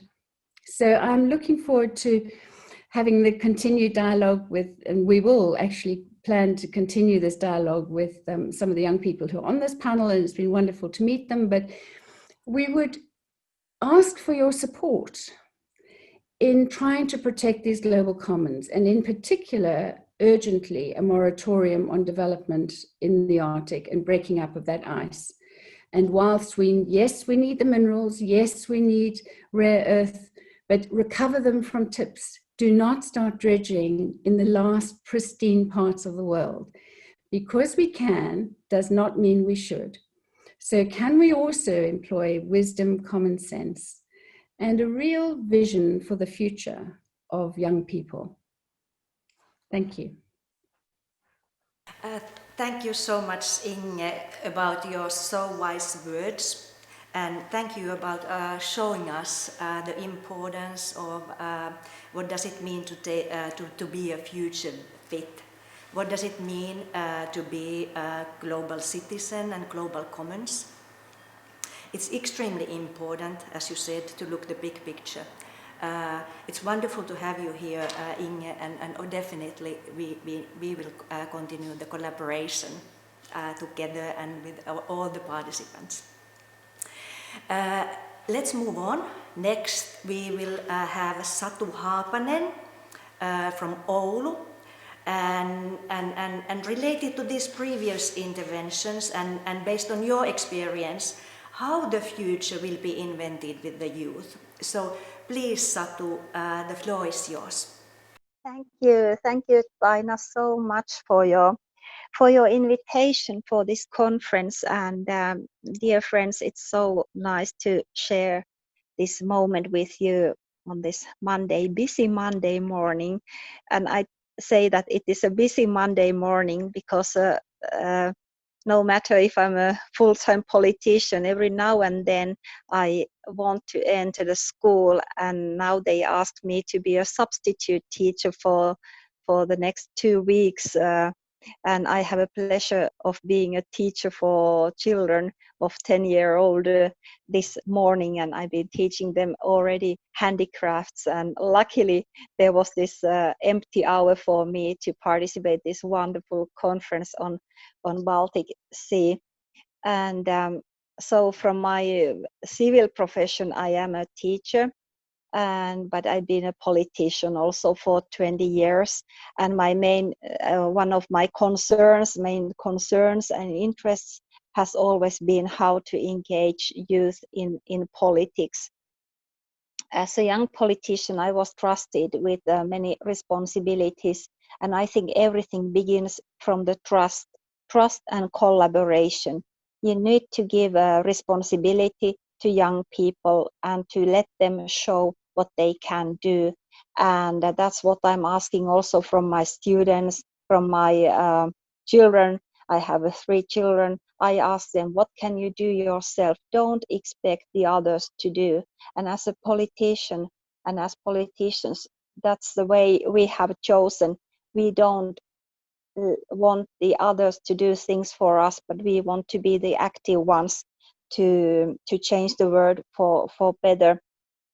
I was actually born in Sweden, and when I was a little girl, a 3-year-old girl, my family moved to a little town of Kemi, which is situated in the northeast part of Baltic Sea, in the Gulf of Bosnia, the northeast part of Gulf of Bosnia.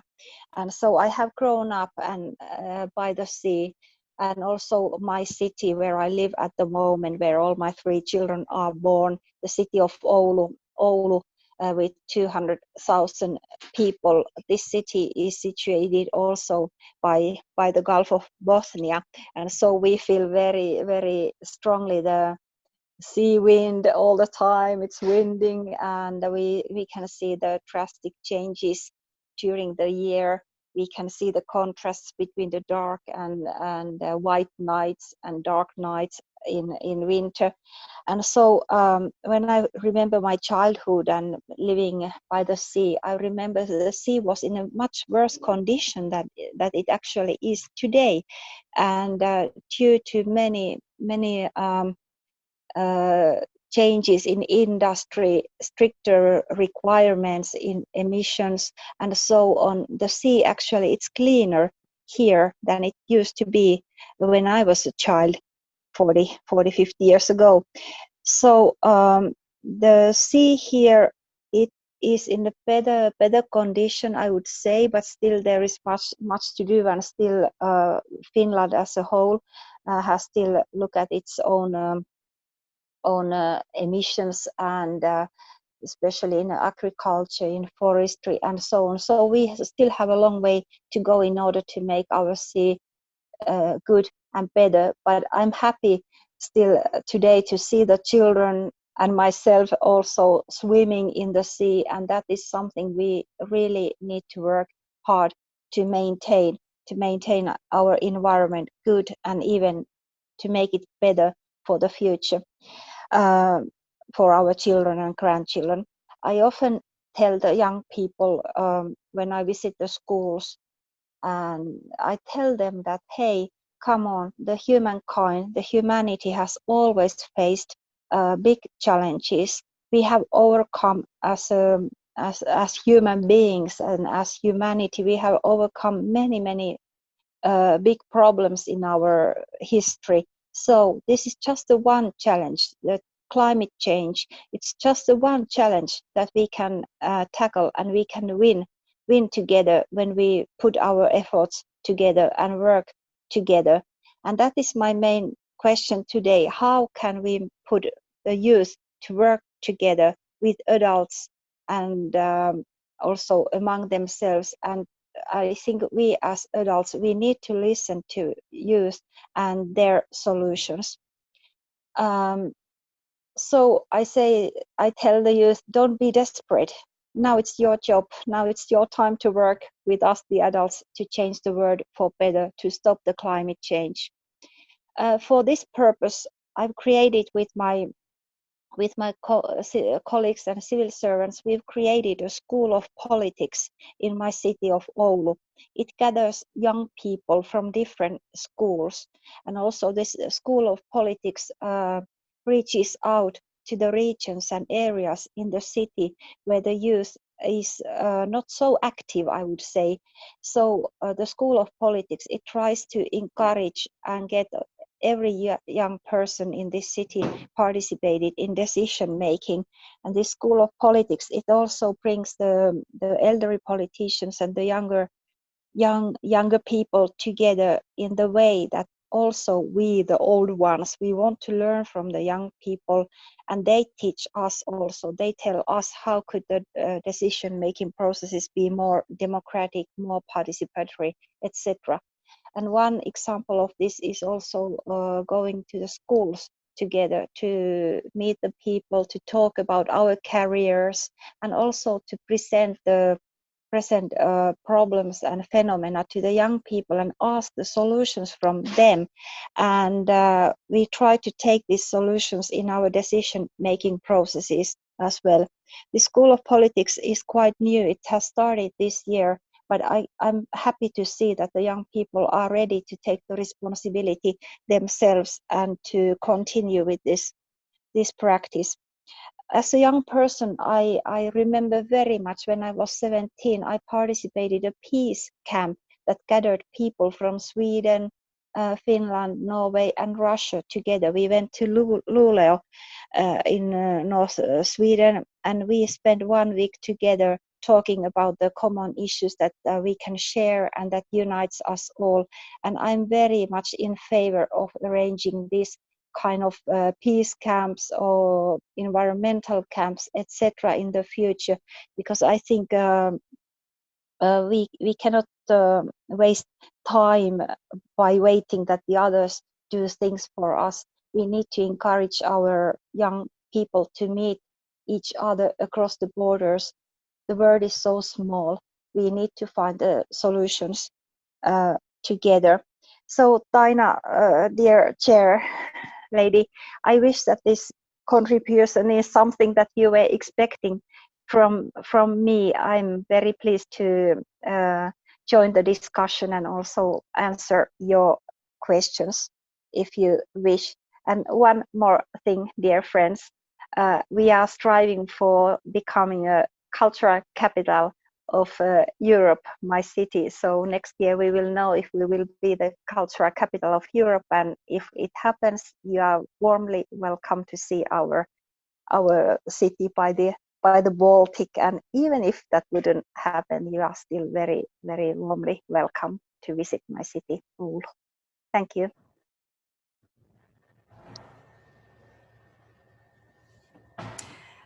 Thank you so much, Satu. It's very inspiring to listen to you. I mean, and listen also that you are the teacher. You really have done these things. It's extremely interesting, and also your actually activities, the School of Politics, these peace and environmental camps. So I mean, it's wonderful. I mean, let's make it happen. I mean, we have here in the audience, I mean, all the key decision makers from the Baltic Sea region. So we should do it, and we should do for the youth and children. So actually, we need to ask them. I mean, how do we need to do it? So thank you, Satu, and definitely there will be questions. So if we move on and then actually have the questions later. But now I would love to actually to give the floor to the youth. Victor and Jonna, Victor from Dansk and Jonna from Finland. Do you want to, it said ladies first. So Jonna, if you start at first and then to Victor. Yes, thank you. It is an honor to be here. First of all, I must say that we as a youth, we truly are the future. But the thing is that future doesn't just come, it is made. and we can do that on our own. We need to work together and cooperate for the common goal. And I'd like to talk about a few examples on youth and cooperation.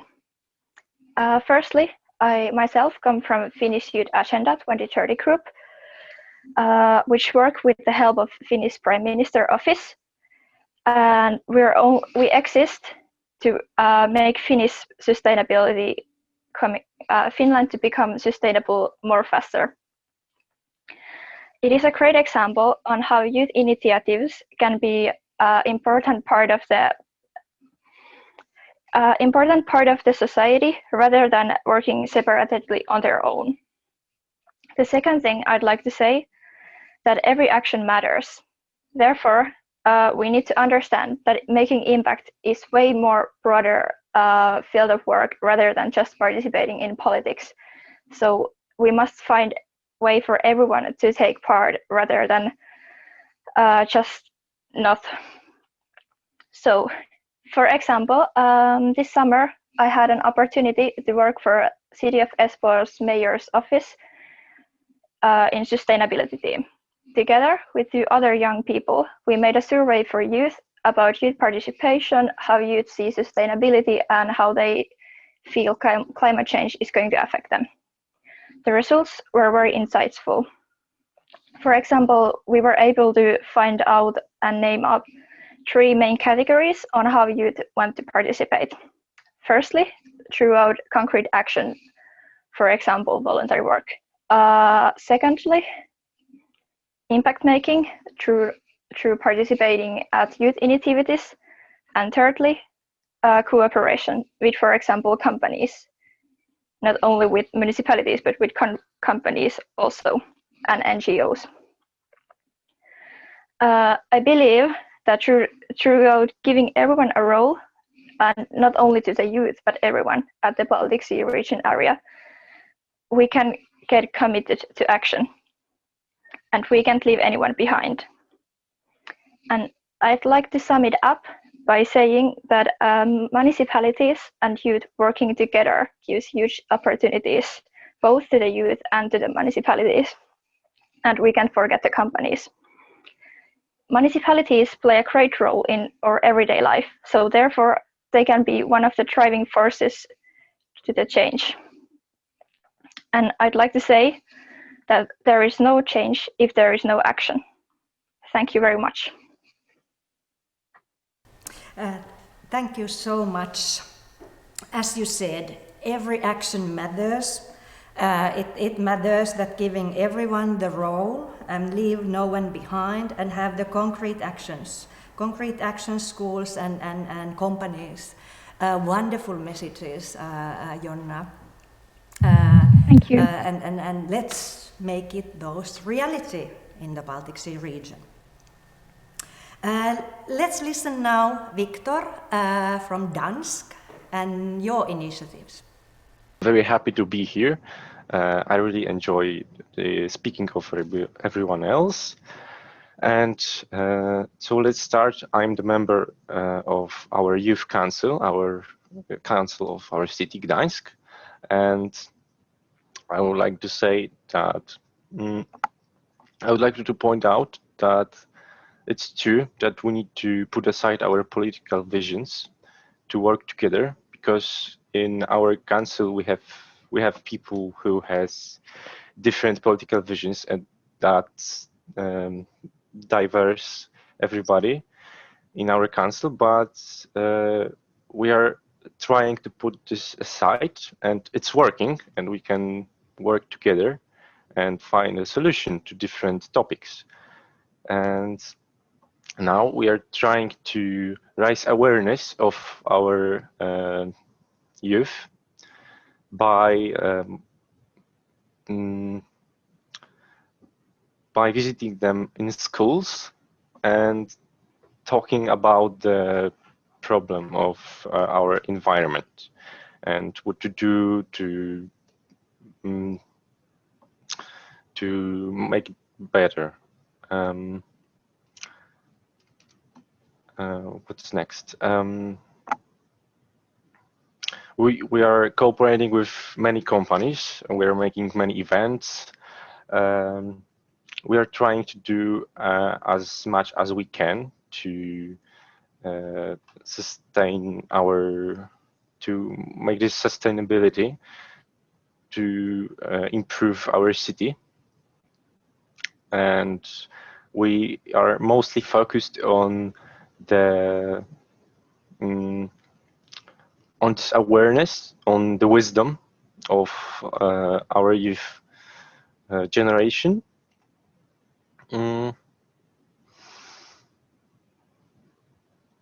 I don't know what to say next. I can sum up this by saying that we are on a good way to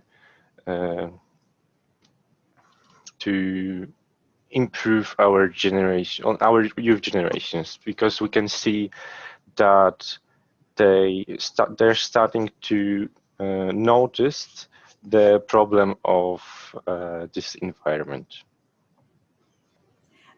Thank you so much, Victor and Jonna. It's important to have the voices heard. It's important that you act. We have all the obligation to act, as you were pointing out, and improving the youth generation, but also, as you said, your city and region, the world. So let's put it in that way. So wonderful to hear, and congratulations, I mean, to all of you. We need you. You can make it the future better, and we need to have you active. And as you said, that I mean, in some places and spaces, I mean, there's more politics, and in some spaces not so much. And you need to actually learn how to work on. Wonderful thing. Thank you so much. And let's then move on and wait for the questions. Thank you. Before that, let's move on and welcome to our next speaker. We actually stay in Dansk, and we welcome Thomas Symczak, who is actually leading the entrepreneurial foundation and incubation. And we would love to hear Thomas, that what's the role of youth, what's the role of internationalization in your activities, and how do you see the future? So Thomas, the floor is yours. So welcome, Thomas. Thank you very much, Taina. I really appreciate this invitation, especially from my beloved university, which is Aalto. I visited the place several times. It's really, you know, state-of-the-art institution, academic higher education institution. So we are pretty international regarding the Central European Union scene, of course, because maybe, you know, to some colleagues from the other side of Baltic, Scandinavian countries, Finland, Sweden, Denmark, Germany, we are just at the beginning stage of being internationalized, because you as Westerners, in the way, you experienced this process, you know, many years ago. But in our case, it looks pretty good. We have just finished Poland Prize program, which was devoted to attract foreign startups, 18 of them throughout a year and a half, to attract them to settle down in Poland, in Schengen area and European Union, not only from within Europe, but also from overseas. We hosted startups from Ukraine, from Armenia, from Argentina, from US, and from Scandinavian countries as well. So pretty interesting, you know, experience regarding the circumstances we work in. We provided them with, that was European project, right? We provided them with around 50,000 euro soft lending grant to start developing business here. And we figure out during this endeavor that there is a lot of you know, people, very kind of technology oriented people in Great Britain, who are in the situation they are not pretty certain what they will do after Brexit, whatever Brexit means, right? I read an article in Financial Times a few weeks ago, and then the explanation of Brexit was that Britain will check out from the hotel but will never leave a room. but who knows? It looks pretty, different. And then we contacted several Indian technological players who settled down in Britain for obvious historical reasons, right? As the first entry point into Europe. And then we invited them, British citizens of Indian origins or Indians just with visas in Britain, to come to Gdańsk to settle down business here, because we have one single, like in Finland, like in other countries, one single prerequisite, which is, let's say, better in Britain, which is we are in the Schengen area. So you can move really around Europe, right? Which is not exactly the case of Britain, even being in the European Union. So there was a result. There are several companies. We will see how the future will go. Of course, this is related to also to our role in Pomeranian Smart Specialization, because we as a foundation, as a starter incubator, we are a leader of our first Pomeranian Smart Specialization, which is called technology related to maritime transport, logistics, and offshore business. Offshore is developing pretty quick, which is wind produced from energy produced from the wind out of the sea, right? So we have just signed last Friday. We have just signed the platform managed by the Marshal Governor of the region of Pomerania to support offshore manufacturing. Maybe you are not aware, but we will close down. There's already a date in Poland. We will close down our coal mining industry, which is very traditional in Poland, very long-standing. There is already a date, 2049, so in 29 years or earlier, there will be no single coal mine in Poland. So the manufacturing, the production of energy will go north from Silesia region up to the offshore and to the Baltic Sea, right? To make it sustainable, to make it green, to be part of European Green Deal, and to diverse it completely from the Silesia, from the coal, deep mining into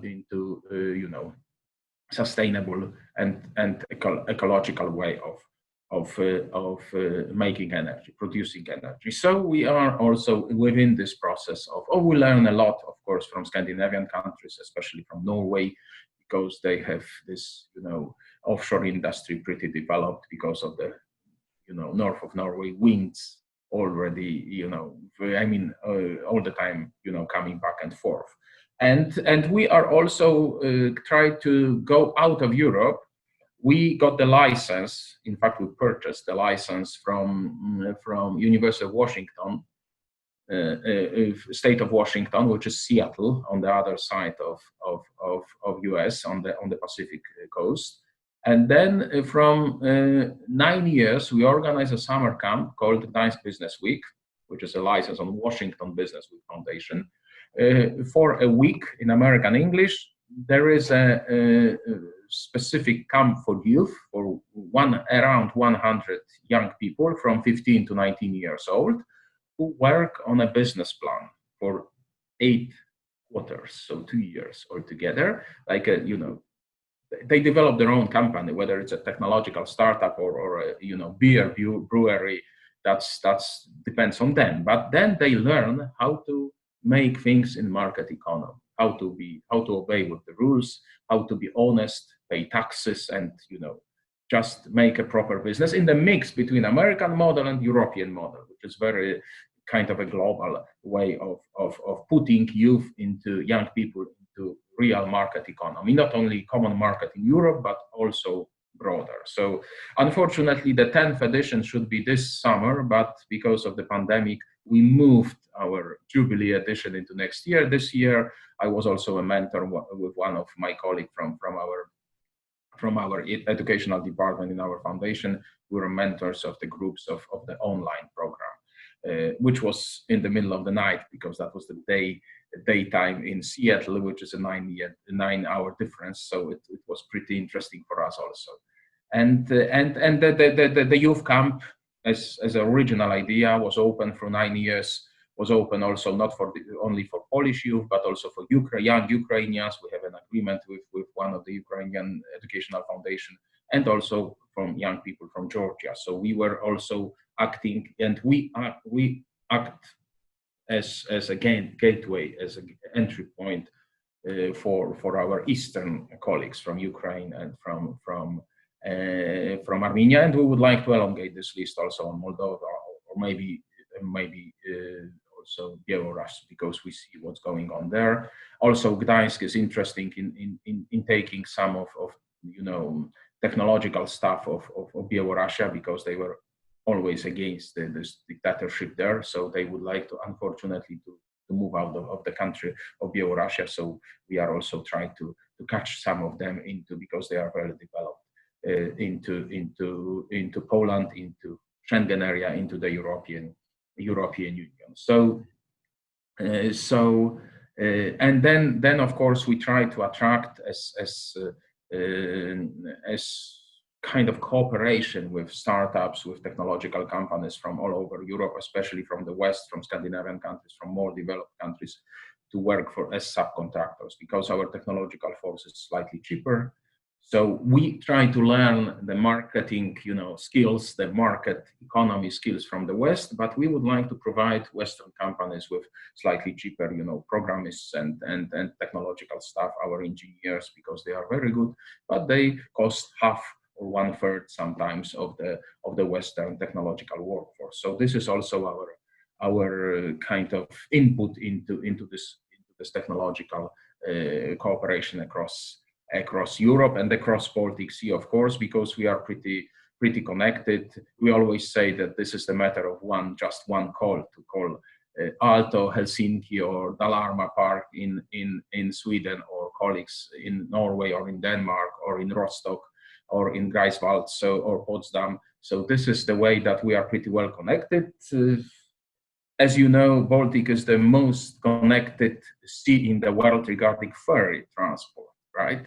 So on the sea. So I would say that we should, apart from the ferry, the real transport, right, and logistics, we should be even more connected to be a partner for the world, also for technology, for higher education institutions, cooperation, because it's extremely important, right? Because we are different in the way, we are different. For me, I would say personally that when colleagues from Ukraine, for example, or from some other Eastern countries come and they say, you are here in Gdańsk, you are Scandinavians. And I always say, oh my God, I waited 25 years or 30 years to listen, to hear something like that. We are like Scandinavians because you are honest, you are so open. So this is great that we are, of course, some different in the way to Scandinavians, but we try to progress and to come over to the Western solutions, Western way of acting, right? And making this one Europe, one Baltic Sea region very similar, or as similar as possible, of course, in the way of making business, in the way of running higher education institutions, in exchanging programs, right? This is very, very important. Of course, we are slightly less developed than Scandinavians or Germans, but then this is also the way that every kind of partner needs the partner from the other side to learn from the different skills. So this is we are pretty optimistic, although it's a pandemic, but we are pretty optimistic regarding the development of this cooperation, right? And then I would conclude with the way that technology, do not recognize borders, right? So in the way we are already in this world, right? We should not be pretty happy that we reached, the A level, but we still, I hope we are on the good track. I am also an academic teacher, and I teach my students, especially a year ago, 2 years ago, that was very good, labor market, right? And this is unfortunately not a norm in economy, because economy goes like this. This is not a straight line. So now young people experience this downturn, right? Of course, but they have to be prepared, right? That this is normal. This is a norm, right? Sometimes the positive, development goes very, very long, but then this is always a downturn. So we have to, in the way, overcome by cooperation, by across the Baltic cooperation to overcome this downturn, and then to be prepared for the upturn and the positive development again. So this is, thank you very much, Taina. Thank you for inviting us, and we are committed partners in cross-Baltic cooperation, as you know, and also including some Eastern partners like Kaliningrad in our case, right? More than Ukraine or Georgia or other countries, because we take care of them, but they are outside of the Baltic Sea. But of course, they learn market economy, they learn democracy. This is very important. They know technology, as we know, but then they also kind of, becoming engaged in westernizing in a positive way, right? In acting in a free market, honest economy. So thank you so much once again.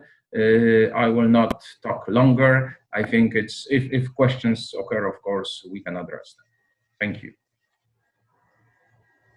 Thank you so much, Thomas. Thank you so much about those practical examples, and congratulations for your 10th edition for the youth camp. So it's extremely important that we create business plans, we do the new businesses, very practical things. Very happy to have your contribution and listen about it. As you said, technology does not recognize borders, so that we need to remember. And thank you. And let's move on, because we are a little bit short on time. And now let's move to the ITMO University and Igor Kubrienko. And with the same questions, what is the role of youth and commercialization and collaboration? So welcome Igor Kubrienko from St. Petersburg from ITMO University. Igor, the floor is yours. Thank you very much, Taina. Dear participant of the conference, so nice to meet you even virtually, but it is something what we have to learn also in our university, introducing the online education within a few days after the COVID-19 epidemic started. At our university, we have around 10,000 students. We're a technical university, but we are positioning ourselves as a non-classic, as an entrepreneurial, and as international university. Based on these approaches, we are intensively working on implementing the entrepreneurial skills among the technical specialization students. Every student at ITMO University, especially on master's degree level, must attend to the economics and entrepreneurial educational courses, stimulating the interest in entrepreneurship and technology-based businesses. I'm so happy myself, I'm taking part in this entrepreneurial block, delivering the training in English language, and normally I have international trial students who are working in mixed teams. And trust me, the essential part of our projects are in environmental and circular economy field.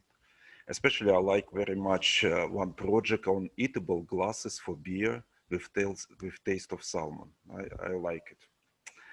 We are very actively working in involving our students into different international activities through the projects and projects which are financing also by EU-Russia Cross-Border Cooperation Program. We are working mainly in Arctic, Southeast Finland and Baltic Interreg sectors of this program. And for example, next week, Norwegian, Finnish and Russian students will work together on the consulting of Karelian Republic-based companies on their willingness to develop the international activities. That we believe would be something what will help students to find a job in the future by providing services to companies already during the education in university. ITMO University students are unified in several students' union and association, supporting different type of activities, including entrepreneurship. And moreover, we are working not only with students, but also with future students by running ITMO Kids Technopark. And sometimes you can see our university is like a kindergarten. There are so many young people who is also coming to learn about entrepreneurship and doing something by hands.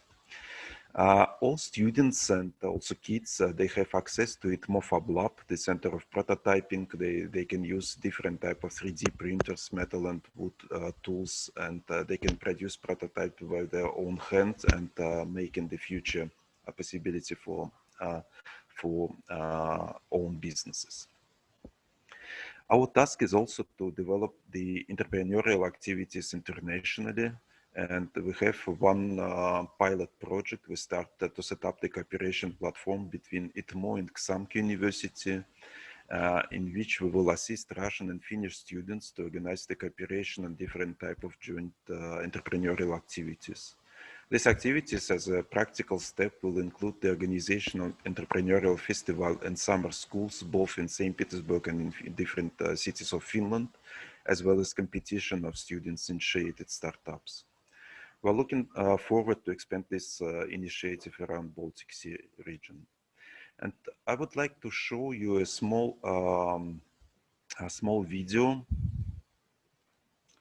I hope it's running.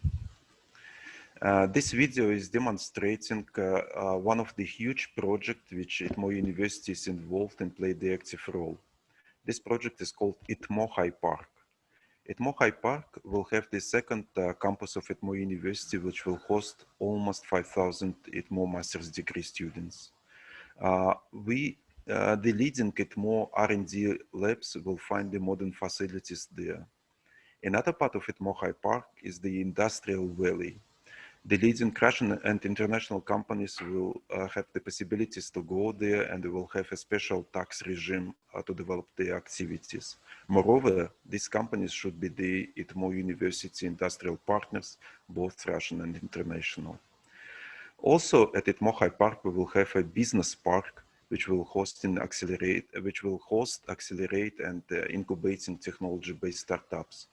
The ITMO High Park will be located on the territory of New City, Yuzhny, which will have about 100,000 cities, so like a small part of St. Petersburg.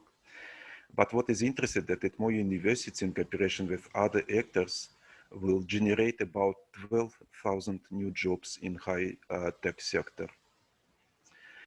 As you can see, ITMO University and current students will have something to do for coming few years. And I very much hope that our international partners will join our journey. Thank you very much. The next speaker is Marianne Pink-Hang, Associated Professor in the University of Aarhus, Denmark. I would like to pass the word. Thank you. And thank you to Taina, whom I hope will return for the invitation. She will join us. Of this. And thank you to all the other speakers for such engaging and inspirational talks on the topic of capacity building and youth leadership, actually, for change. So I'm from Aarhus University. I've been working a number of years now in cultural creative collaboration, kicking off actually with the university's engagement with Aarhus and Central Region Denmark's being European Capital of Culture in 2017. So my experiences with this is rather ground up on capacity building and also of engaging youth from a university perspective, but also you could say from a kind of cultural creative activist perspective, which I think is with at least a lot of academics, but also teachers and researchers with artistic institutions. In Aarhus, we are kind of the oldest generation now, but we have kind of a situated knowledge from the 80s and how to engage in creative collaborations. Sorry? Okay. And I really want to thank Inge Relf for the inspiration, for for speaking towards and for wisdom. And how do we engage in smartness with wisdom? And I also want to point back to Steen Bording's contribution on Aarhus, and not least to the space from which he was giving the speech, namely DOC1, our fantastic main library, which is actually a huge example of both cross-sectoral collaboration within a cultural institution, and a proof of being smart with culture and with citizen engagement.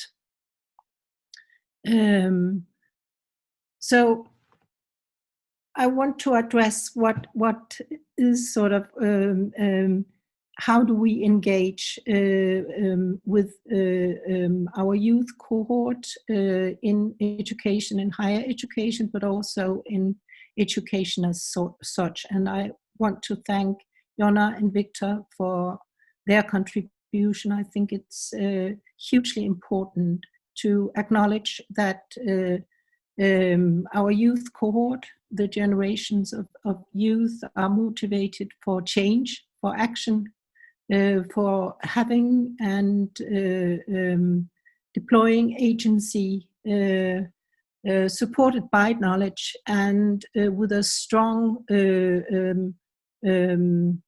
stronghold in practice. I think this is a responsibility for educational institutions and for higher education, that we also engage in connecting with the total horizon of competences in institutions, that is higher institutions, research-intensive universities, as the one that I represent, that we engage also with educational institutions for artistic education, for creative education, and for applied sciences, to boost the space we need to give to our youth cohorts to engage and to change. Because what is important to recognize is that the grand challenges, the SDGs, are a huge entanglement. Everything is connected. So when we kind of go for clean energy, we also go for a certain kind of human-centeredness, and go for collecting wisdom beyond technology as well. So we need to support our students in engaging across disciplines and also across sectors. So we need to enhance and open up our incubation environments for human-centered creativity and innovation, as well as technology development. And best of all, to engage the human-centered creativity and innovation with technology development. I'm very much engaged in working with Aarhus University's new incubation environment, the kitchen, which attracts a lot of humanities students. And in the kitchen, they have kind of turned their awareness to what do these students bring. They bring high quality ideas based in deep knowledge, and they bring a huge motivation. They haven't done like a market analysis before they come, but they are engaged exactly in creating change. And we also need to engage in sustaining youth projects, student projects and initiatives, and our own engagement in creating sustainable change across the education institutions, but also across sectors. So to work in quadruple helix, at least environments and collaborations, and to engage citizens in change. So what I'm really interested in is enhancing human-centeredness in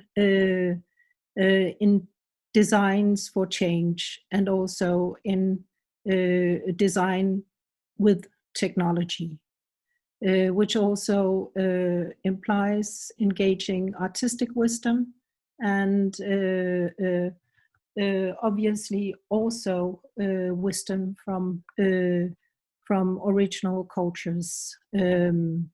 So we may engage the entanglements of the challenges that we face, not always looking to solutions as global solutions, but very much also solutions that will provide value in a situated and place-specific way.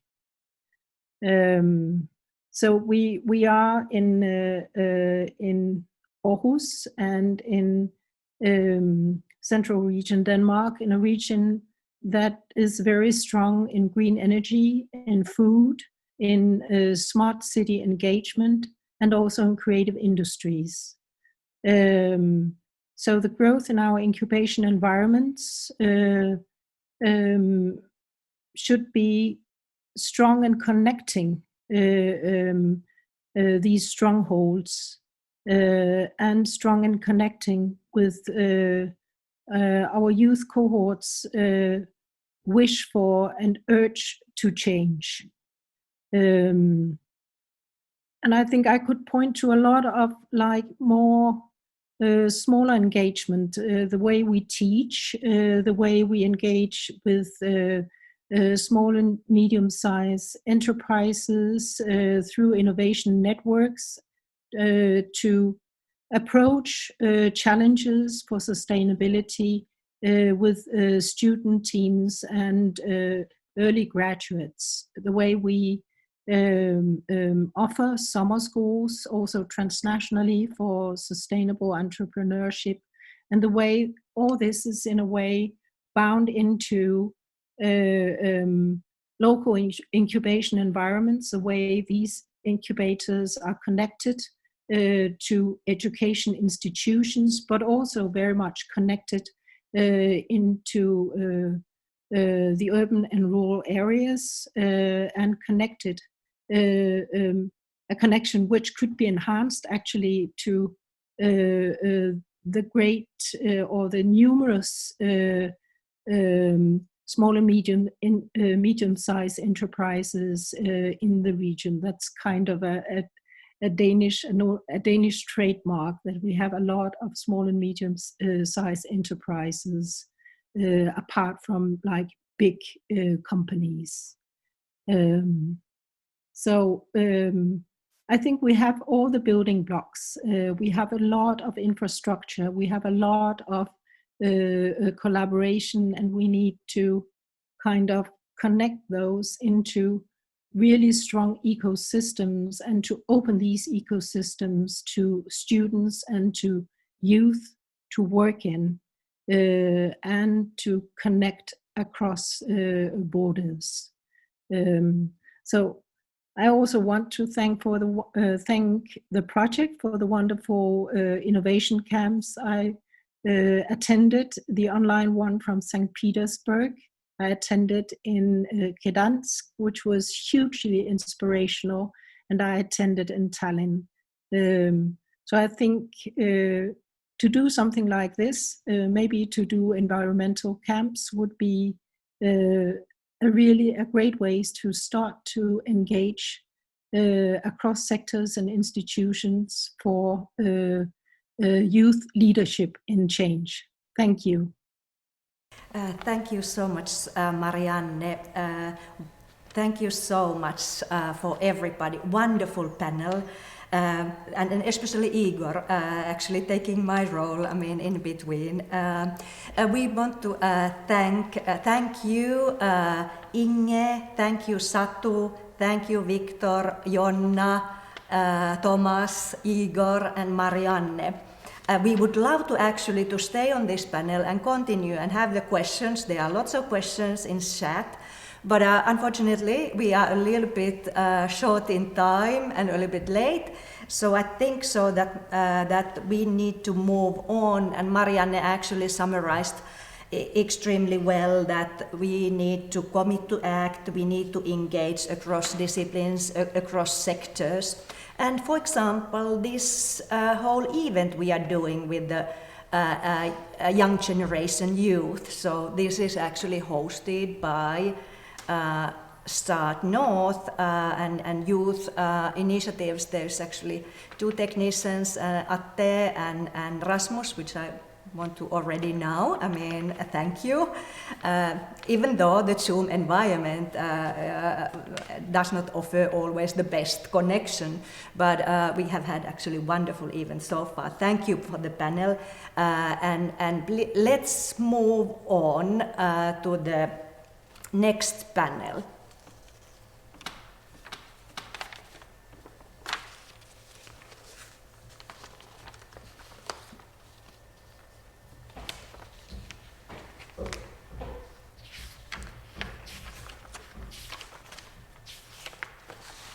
So, I'm still on live, am I? Okay, wonderful. So, warmly welcome to the next panel, which is about how to move forward to actions. And I would like to welcome everybody, and especially the speakers. Romojus Reimeris from Lithuania, Tuija Hirvikoski from Enol and Laurea from Finland, Patricia Bussolini from European Commission, Directorate Maritime, and then last but not the least, our friend Martin Brunskov from Aarhus, but also the chair of the Open Agile Smart Cities initiative, and basically Martin is speaking on the behalf of the Open Agile Smart Cities initiatives. So, firstly, I wish to elaborate a little bit of the aim of this session. So, based on the launched book today, Smart Specialization work has shown that innovation development policies in the Baltic Sea region have led to higher performance and have brought prosperity in varying grounds, either through science and knowledge and technology, innovation, digitalization, logistics, or harbor developments.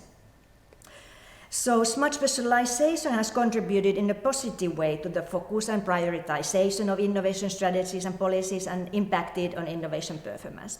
However, the study also concludes that interregional collaboration, economic transformation, and implementation of SDGs are not yet a norm in the Baltic Sea region. So, as this project is wrapping up, so we are very excited to hear and discuss that how do we move forward. So what are the lessons learned and what we should do? So what are the next steps? So let's go then to the greetings and speeches. And I welcome at first Romojus Reimeris, who is the author of Smart Specialization and Scientific Lithuania 20 to 30 contributions and so forth. Based on your experience and what you have done, so how would you say, what would you describe? What are your recommendations on how to move forward to the actions? So Ramojus, the floor is yours. So welcome, Lithuania. Thank you very much. Very nice to be here. A very nice conference, very nicely organized, very interesting speakers, very interesting moderators of the panels. Been really enjoying this from the morning. Also, I found that Lithuania is kind of surrounded by Scandinavia because across the sea we have Sweden. You know, a little bit further north we have Latvia and Estonia. Estonia we regard as already being Scandinavian. And what I just learned that our southern neighbors, Poland, it's also being considered as Scandinavian. So we are just only one spot left un-Scandinavian probably across the Baltic Sea region. But we'll try harder and we'll be Scandinavian as well. But all right, so starting from the smart specialization that I'm really in favor of, I think that Lithuania is a good example of what it did bring to our region. Because we were active from the very beginning, from 2012, with the help of international support, with some key expert group, but we really tried to bring engagement within our local stakeholders from academia, from business, and especially from the key ministries. And we've been actively working, we've been leading the process, our organization, Strata, it was before called Mosta, we kind of took this thing in our hands. And we were active, not only in Lithuania developing the Smart Specialisation Strategy, but also sharing our ideas, our chosen path with other regions. And it got actually kind of a reflection from the outside to inside again. That's why the process was considered as quite successful. We've been engaged with Smart Specialisation Platform, with the Joint Research Center, European Commission from also very beginning. And that was another platform for us to discuss, to develop the methodologies, to learn and to be among the teachers for other regions. So I think that the process was kind of good because we started with a very fragmented innovation and research system in Lithuania. With uncoordinated, poorly coordinated and lacking results, with some islands probably of excellence, but with some deep waters of underperformance and underfinancing of our research and innovation. And now we've been making progress, actually. We're still not there where we would like to be, but we are among the countries from European Union members which are making the fastest progress. So hopefully it will not stop, we will continue. And then the results will be beneficial for all the regions. What Smart Specialization brought us, one of the key points that I'm always advocating for, actually it brought a clear standard to identify the priorities, to set the priorities, and not to become jumpy among choosing different priorities. Because before that we had Ministry of Education and Research, Ministry of Innovation, and they would kind of both have their own agendas, which not really complement each other. And those agendas would be changed within the political cycles, which probably happened already in some other regions. And Smart Specialization, it brought some kind of order, some kind of trust, and some kind of process, which is now really admired, really supported. And I think it's for the better. We also feel that being a rather small country, we are still just one region. So we have always been trying to balance between having Smart Specialization too narrow priorities and too broad, because one region you cannot really, you don't have the luxury to accommodate different set of priorities in different regions of the countries and seek for the diversification. You have just one region and you have to find a good combination, not being too narrow, but you cannot be too broad because then you lose specialization. But what was really missing, I think, that was lack of cooperation with neighbors. And I think that this conference today, it's really about the macro-regional cooperation. So I do agree that we have a lot of projects that are really fostering the cooperation, interregional cooperation between Baltic Sea region, and I think that the main audience of these projects, I think that it's the policy implementing institutions and businesses. What we are really lacking, we are lacking the involvement of higher political level and we are lacking of long-term involvement into the project, because actually those partnerships within the project, they start with the project, and in many cases they cease to exist with the end of the project. So I think that it's not really a sustainable way. And the thing is, given another thought, that probably we should learn better what is a clear value for the regions or the countries in participation into these projects. I mean, I'm talking about a high political level, because we see clear benefits for those innovation implementing actors, but policy setting actors, what is the benefit actually? Sometimes the message is not really clear. I've been trying to engage better collaboration with Latvia and Estonia, I don't know, maybe 5 years ago, in terms of smart specialization. I thought that why we don't have more shared projects, maybe shared infrastructure, mobility of researchers, all other actions. And for some moment, I thought that we have traction because we managed to engage some political level, but after that, it just stopped, because I think that we did not really clearly identify, so what's in it for me, or what's in it for every of the participant to be a part of that. Talking about the businesses, they do much better, because I think that they are self-organizing elements within the value chains. For example, we have a good example of furniture value chain that's really running across the Baltic Sea region, with Lithuania, Latvia being more of a suppliers of the material, then building up to the Scandinavian IKEA or other really large companies. And actually, that's a very good, because this value chain itself is gaining and accumulating another higher value added in every chain of the value chain. Because in Lithuania, our factories, they're digitized, they're going greener, partially with European Development Fund funds, or partially with smart specialization, some of the measures of smart specialization. And actually, they're becoming better suppliers, more efficient suppliers, meaning influencing the whole value chain up to the very top. And these are very sustainable value chains. And furniture, wood is only one of the examples that we can come up with. And really, to wrap up already, so what could be the possible further action points?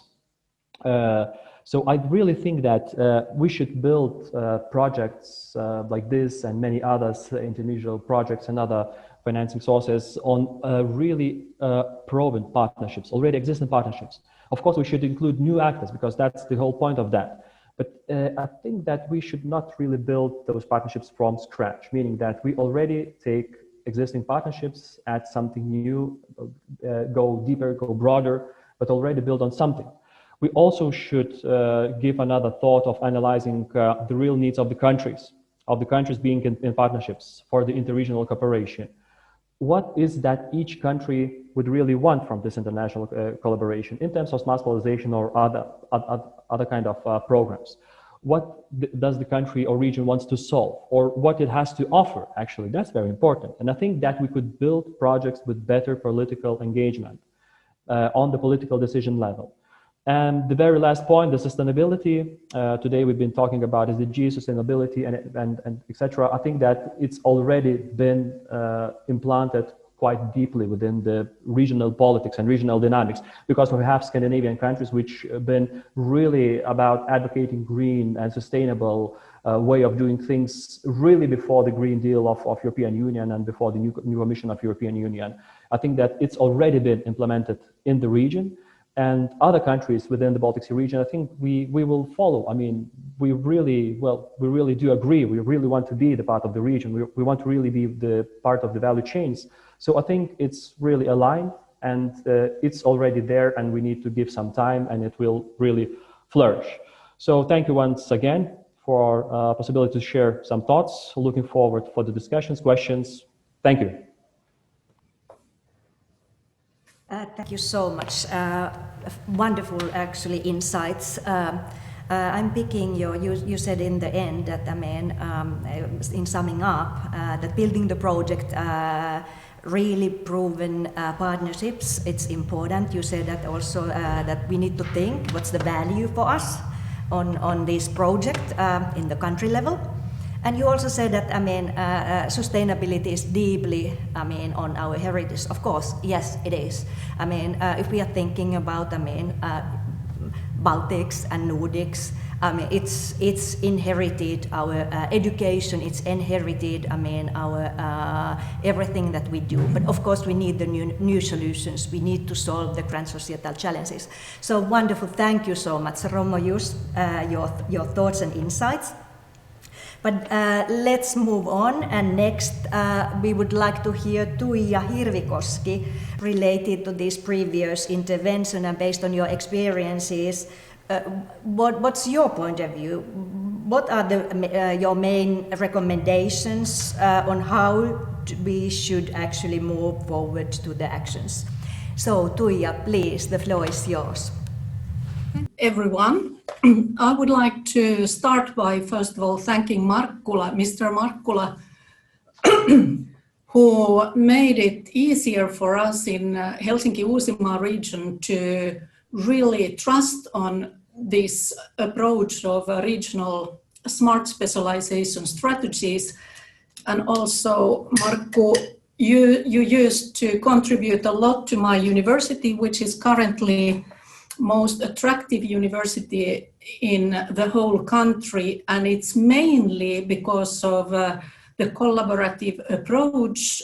All our educational programs and research development and innovation activities is aiming and really strongly boosting forward. So my first message is that yes, you can do it even though you are an academic and you are responsible for educating future generations. Approach your regional stakeholders and collaborate. As we have heard already, success in local and regional ecosystem is based on trust, constant interaction and collaboration among different stakeholders. Moreover, shared leadership and open innovation models are prerequisites for cross-disciplinary, cross-sectoral and cross-border collaboration. And here I want to comment the chat coming from, I assume, from Tallinn, saying that Helsinki-Uusimaa regional smart specialization is not mentioning Tallinn and Estonia at all. I need to check that. I'm a member of Uusimaa Coordinating Committee, and I can assure you that every meeting more or less is about how can we cross the Baltic Sea towards Estonia, how to promote the twin city approach and so forth. But you are right, we need to do more, we need to collaborate. Okay, based on the co-creation approach, co-creation orchestration project you can see in my background, and some other projects led by my university analyzing the collaboration from the point of view of stakeholders, and also European Network of Living Labs, long-lasting experiences from both the Baltic Sea region and other European regions. It is obvious. And I want to underline this. Participatory, citizen-driven research, development and innovation methods and the related leadership, governance and orchestration models have been already developed. They have been developed to the right direction during the past 20 decades. However, the development is far too slow and focusing too much into operational aspects of collaboration. If we consider the SDGs, the global wicked problems, or if we compare to the transforming potential of this type of participatory research and innovation, what it can offer to those who are renewing societies, economies, and socio-technical systems, and also compared to the resources we are spending to technology-driven infrastructures. Therefore, I would like to underline the importance of participatory research and innovation, and to reveal the potential we have in it to guarantee democratic development, the vitality of regional ecosystems, societal ecological resilience, as well as human-driven artificial intelligence, information and communication technology development. So let's put the citizens into the center, to the driver's seat, as some of the previous speakers was already emphasizing. However, collaboration between public and private partners would turn a lot more powerful if the smart specialization strategies, implementation of them, and also the companies collaborating with cities would really emphasize the citizens as the true subjects of their own lives, not as our objects, but as subjects of their own lives. And we also need to provide so-called voice for the nature and the planet in our innovation processes.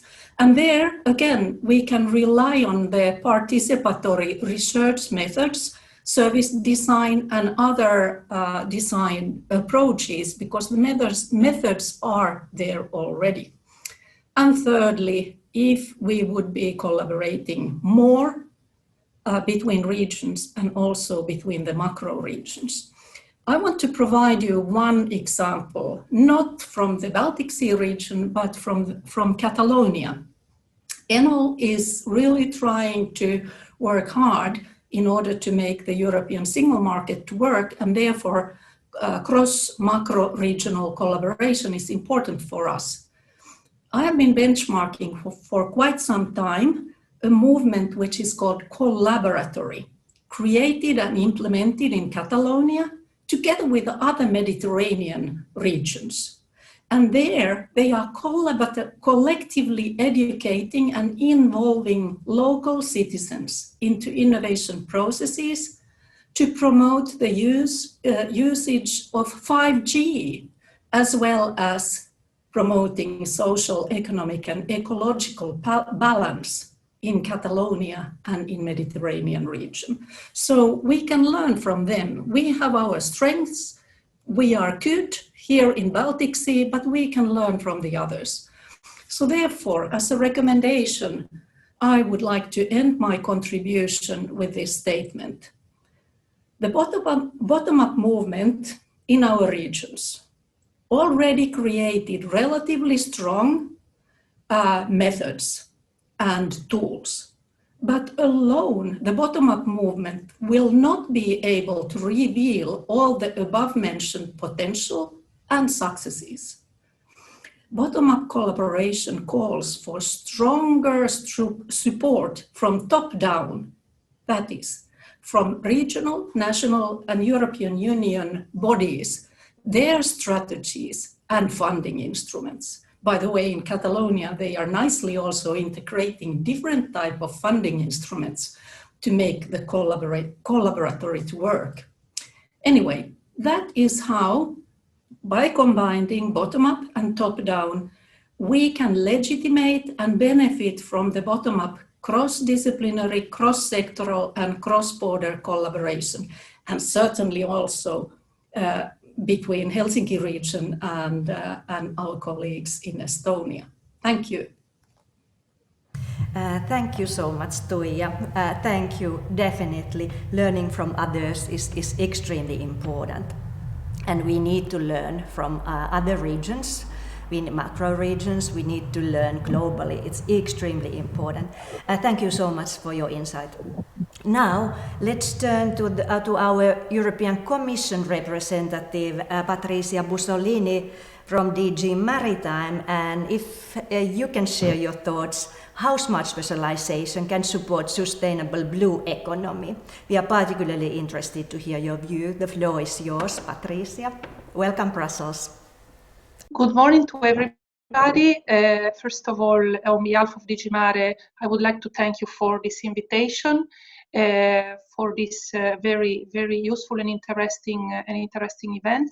And I would like also to congratulate with the project for this, for the outcomes of the project and for this important and interesting book that I will for sure share with my colleagues.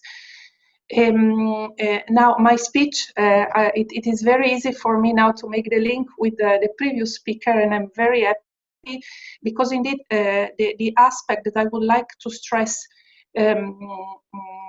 as a way on how to move forward is exactly this aspect of transnationality.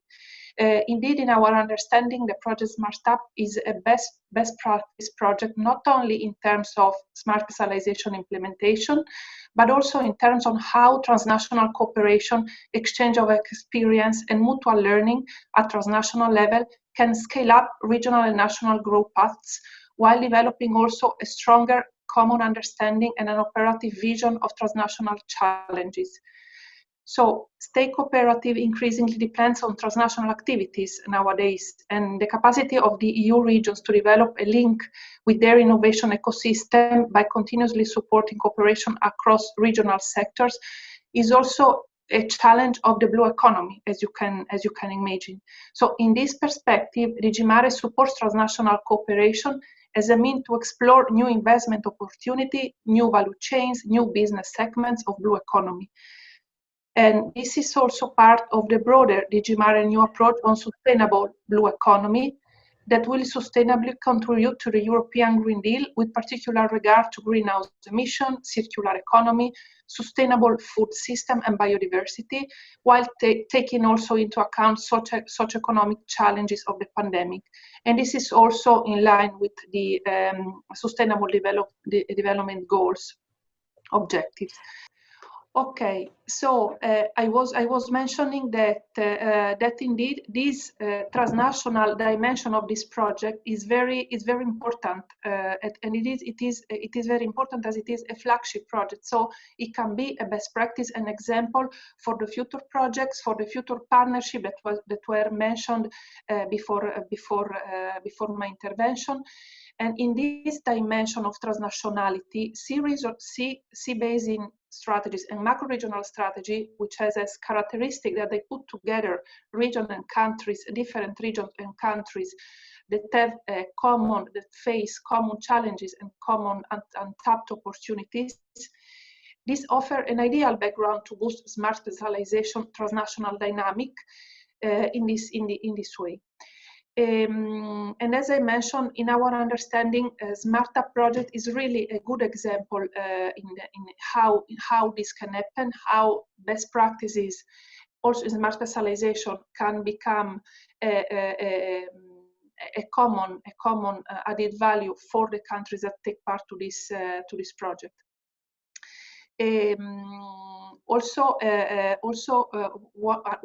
Another example that I would like to bring to linking to what the previous speaker mentioned is the examples also coming from other sea basins, from other regions. For example, in the framework of the USAIR macro-regional strategy, which is the macro-regional strategy in the Ionian Adriatic, there is a project which is called Blue Hair, which is a project on smart specialization to support transnational smart specialization dynamics and projects and so on in blue growth, in the blue economy sectors. So I think it would be very beneficial for these two projects or other projects to exchange, to get in contact, to support mutual learning across transnational regions.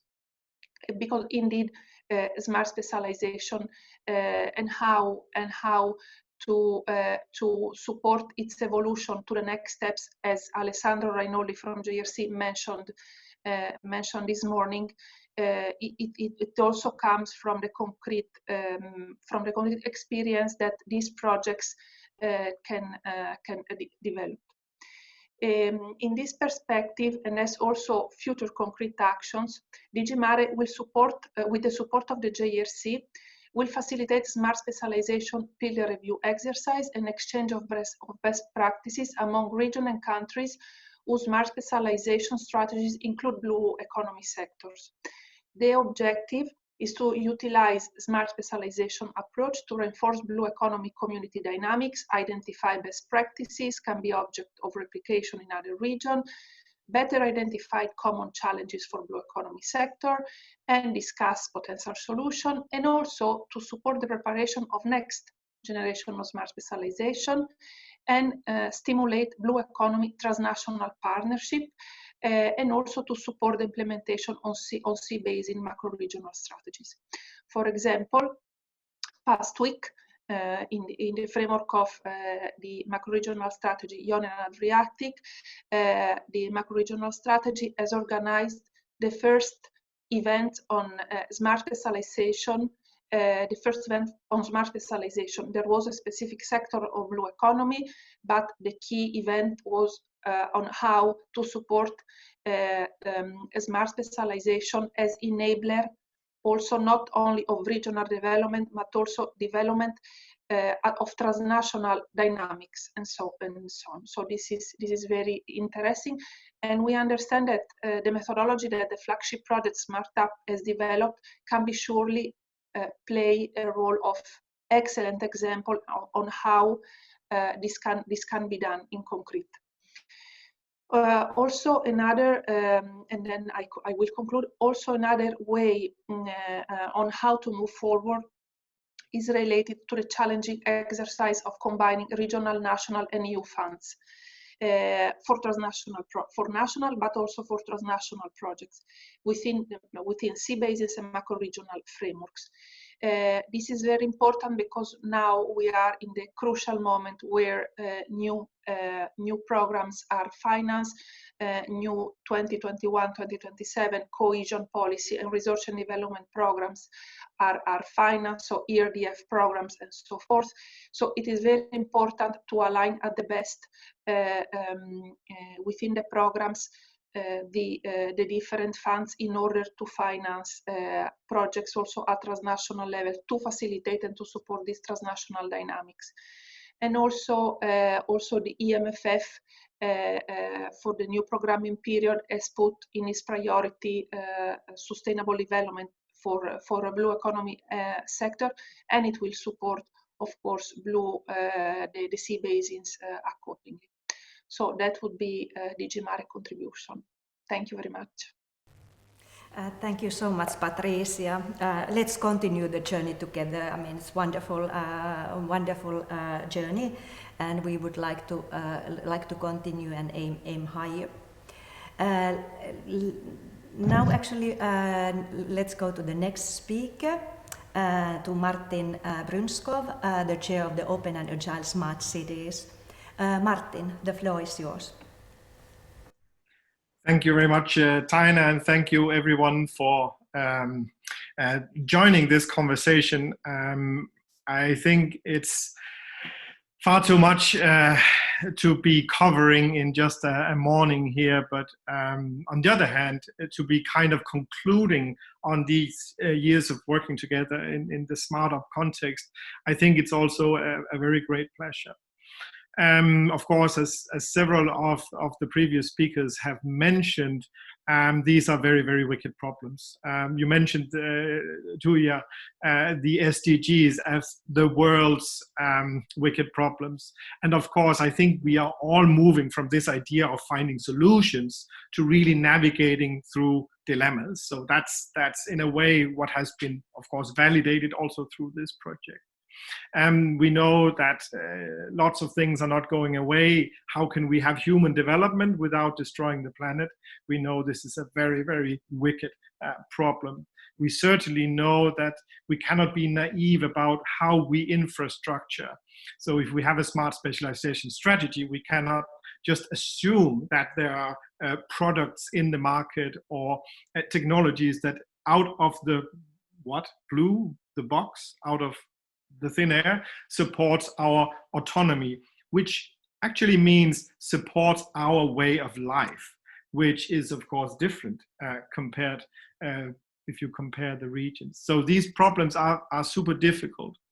There is a bad feeling of lack of trust for the moment. I don't think that it really can be overcome in simple ways.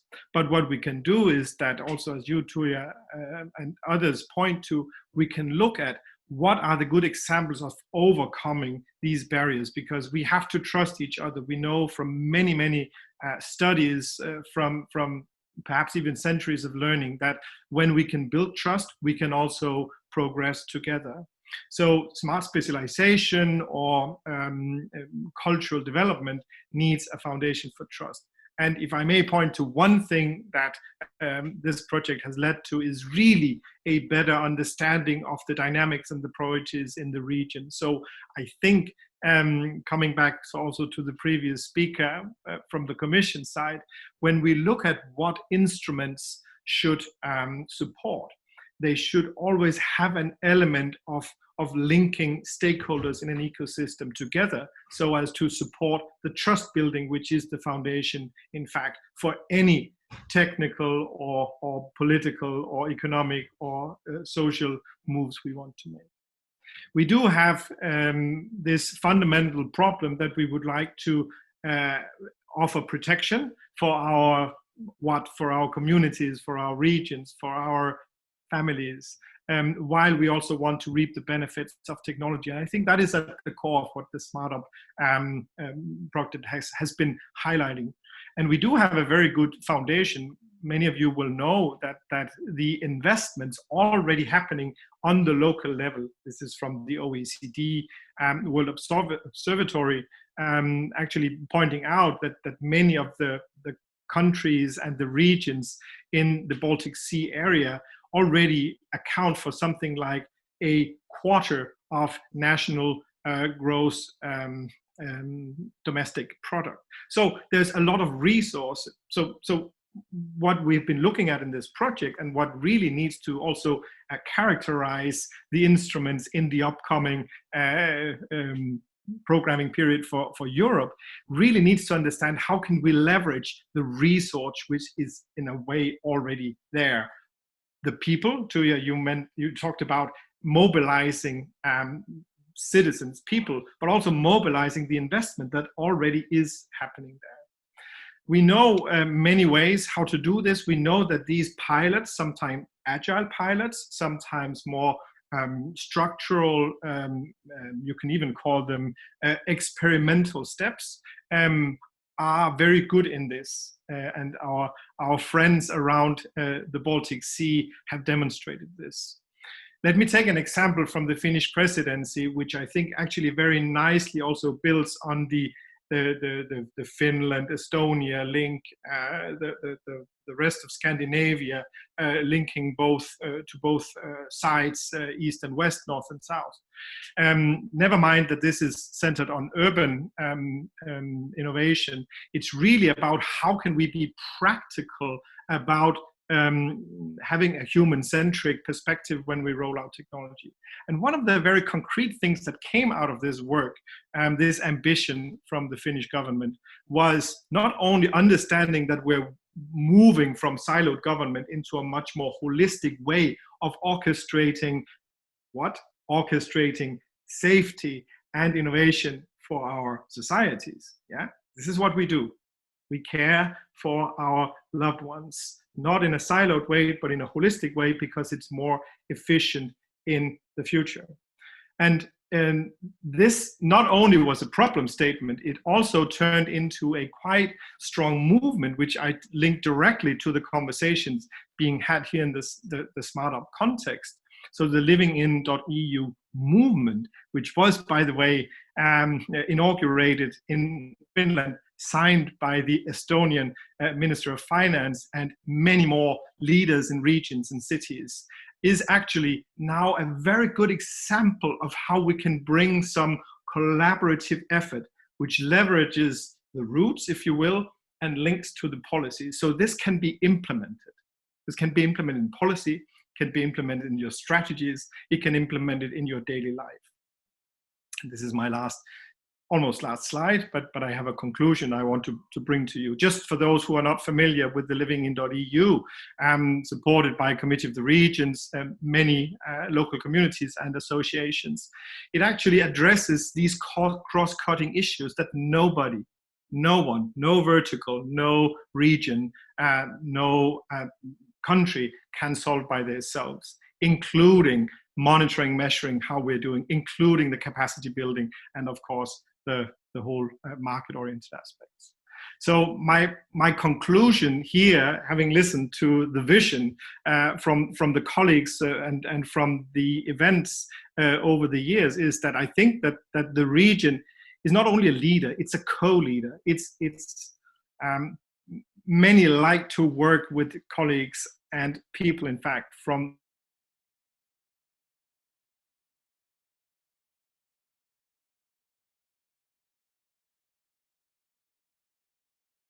good co-learner, if you can say that. Of course, it's back to the bench learning and all of that. So one of the really valuable things that has been evolved through this project is that the ability to learn and put that into practice with others can be, if not institutionalized, then at least practiced. And I think that needs to be supported by the strategies, not just the smart specialization strategies, but strategies in general. And the final point, we should see this in the upcoming instruments in the MFF. We should see it in all the sectorial policies, this awareness of a transversal layer, such as the livingin.eu. And we should see it on the member state level. We should see it on the local level. So these are my thoughts. Thank you for listening, and thank you for inviting me also, Marco and Taina, here to the conversation. I think it's been a great few more years, and we will certainly continue, because as we all know, these issues are not going away. But this type of leading together, learning together, is the only way forward, I'm quite sure. And I hope we will see lots of footprints in the MFF and the upcoming programs as they progress. Thank you very much. Thank you so much, Martin, about your wonderful insights about trust, about leveraging and mobilizing. I mean, everybody, investment, citizens, and also the example of this living in EU, which actually is one of the examples about that Baltic Sea region can be co-leader, co-learner, and then actually can mobilize this, the vision and also the funding. Wonderful thoughts. Thank you so much. Thank you for the whole panel. Thank you, Romojus. Thank you, Tuija. Thank you, Patricia. Thank you, Martin. We would love to have the questions, but we are a little bit late, so I think so that we need to close this panel and move to the closing session directly. So I warmly welcome Markku Markkula back to the closing remarks. If we are moving directly to the closing, maybe actually if we take first Alexandra Rainoldi from European Commission Joint Research Centre to the have the closing remarks from the smart specialization point of view and also the future point of view.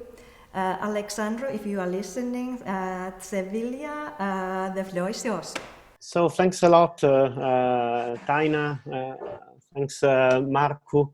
And thanks to all the speakers and those who have actually put forward their experience and their ideas in this great morning discussions and conversations. I don't take much time. It's very difficult to synthesize everything in a couple of minutes, as always. So Marco is much better than me in doing this. So I'm trying to offer him a way forward, just putting together, I think, four topics that I have recurrently heard this morning. One is sustainability. So, and the issue that I think we are all on the same page when we say sustainability needs to be a guiding principle. So it needs to be our fil rouge in building and implementing innovation strategies across the EU and collaborating with each other. This is something that it's not just it's not anymore an accessory. It is something which is intimately embedded into our idea of policy making and getting and achieving objectives. So linked to sustainability. The second topic is about collaboration.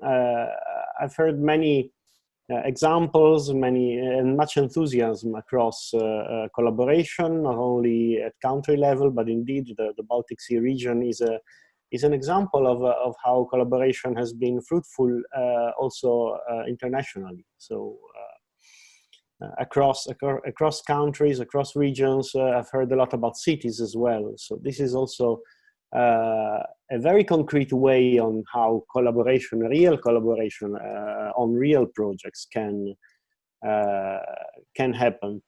But I'll take something which has been mentioned by a speaker. We should not start from scratch. Once more, we should build on what we have, and take it up to the next level. The third thing is the third topic is pretty much connected to collaboration, which is learning from others. And probably here we can take it to the next step while not just limiting ourselves to our neighbors and to the stakeholders, our friends, our colleagues with whom we collaborate, for example, in the Baltic Sea region. But we can take it up further, so learn from others which are not probably our usual interlocutor. We can go beyond the Baltic. We can go and look at similar experiences, similar contributions that come from all over Europe and also from beyond. Let me make you an example.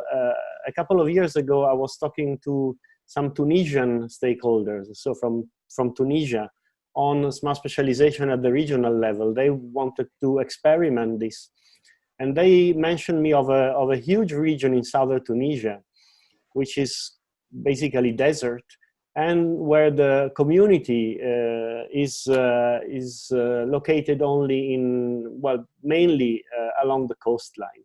And this has reminded me a lot about Arctic regions. And I told them, well, why don't you look at Lapland as a good example? Maybe they thought I was crazy. Maybe some of you think that I am a bit crazy. But I think that we can go outside of our usual box and, again, build on what we know. And the final point is about what Marco mentioned at the beginning while wrapping up the first session, putting together knowledge and know-how.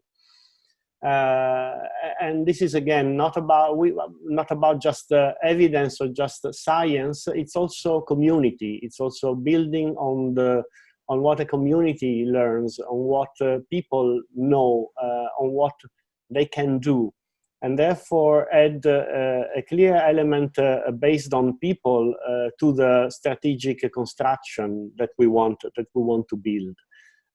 Trying to use all the resources we have, from the political leadership to the technocratic and scientific evidence, to community involvement and to spontaneous movement that come out of the civil society and were very well mentioned earlier on today. So I think that this can be a kind of a compass that could lead us in the next steps. Thank you very much. Thank you so much, Alessandro. Let's go directly to Marco. Okay, thank you again. And now I'm here replacing Ossi Savolainen, our regional mayor. First, I'm sure he would have stressed heavily that this year, our Helsinki region, Helsinki-Uusimaa region, we have renewed our Smart Specialisation Strategy. We have learned a lot. We have analyzed recent years, what works, what does not work, and then we specified our priorities. First of the priorities is carbon neutrality, for sure. That's the high priority politically here as well, and together especially with industry. The second is our citizen city. So see the cities, different communities of practice as an outcome of strong citizen engagement, citizen awareness, but citizen commitment to action. And we need, as a regional council, we need to support that kind of new development with a strong focus on reaching the targets. And our third is modernizing industry. And with industry, we don't mean only the traditional heavy industries, not only machinery and manufacturing, but all industries, public and private, including services and businesses. So those are the focus areas, and inside each of those, so then we work on, and if I sum up from today's discussion, so first Europe, we need to renew and we need to be ready to renew now, not waiting another 5 years or so. And for that we need forerunners experimenting, piloting, prototyping and scaling up. And that means broad local collaboration and European partnerships. And one of those priorities is to increase the partnerships around the Baltic Sea. So kind of forming a new Hansa, everyone in the Baltic Sea, especially the authorities, we know the long history of Hansa collaboration for businesses when we did not have any of these modern technologies in use. The second key outcome of today is that the role of cities and regions as well is changing. And in that we have excellent examples of renewal, and that definitely in creating some more of these European-wide partnerships, we can use the results of this Baltic Sea Smart Up project. And our region's third kind of summing up of today is that we need to focus much more on digitalization, because digitalization, that is making so many changes today. We have learned so much during the COVID crisis, and we need to implement those practices of global collaboration and what we can do inside our different organizations in our different communities of practice. And that's something that we definitely need to do together. And actually, as Martin Brunskov summed up his statement, so let's move to bench learning and from that to action. Thank you very much. Thank you so much, Markku Markkula. Thank you so much, Alexandro. I use the opportunity to thank all the speakers, all the facilitators, all the technicians, all the partners, all the participants, everybody who has been involved here today and during these couple of years. It has been wonderful time, wonderful event, wonderful morning, wonderful afternoon. Together, let's continue the journey. It's important, as pointed out today. We also thank you the lively discussion and interest, and we are so sorry about that we could not take the questions because of the timing manner. But we are looking forward for the future collaboration, and definitely we will continue. And now I think that we are looking for the virtual cocktails and connections to the couple of places and spaces. So let's celebrate. I think it will take a minute or so that we will bring the glasses and champagnes and so forth. There are places and spaces. I think that Lithuania has promised to connect.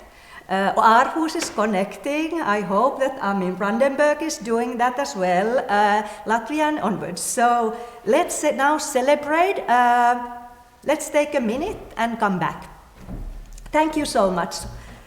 Thank you for everybody. So, cheers. Cheers. Cheers. Cheers. Cheers. Cheers, everybody. Cheers.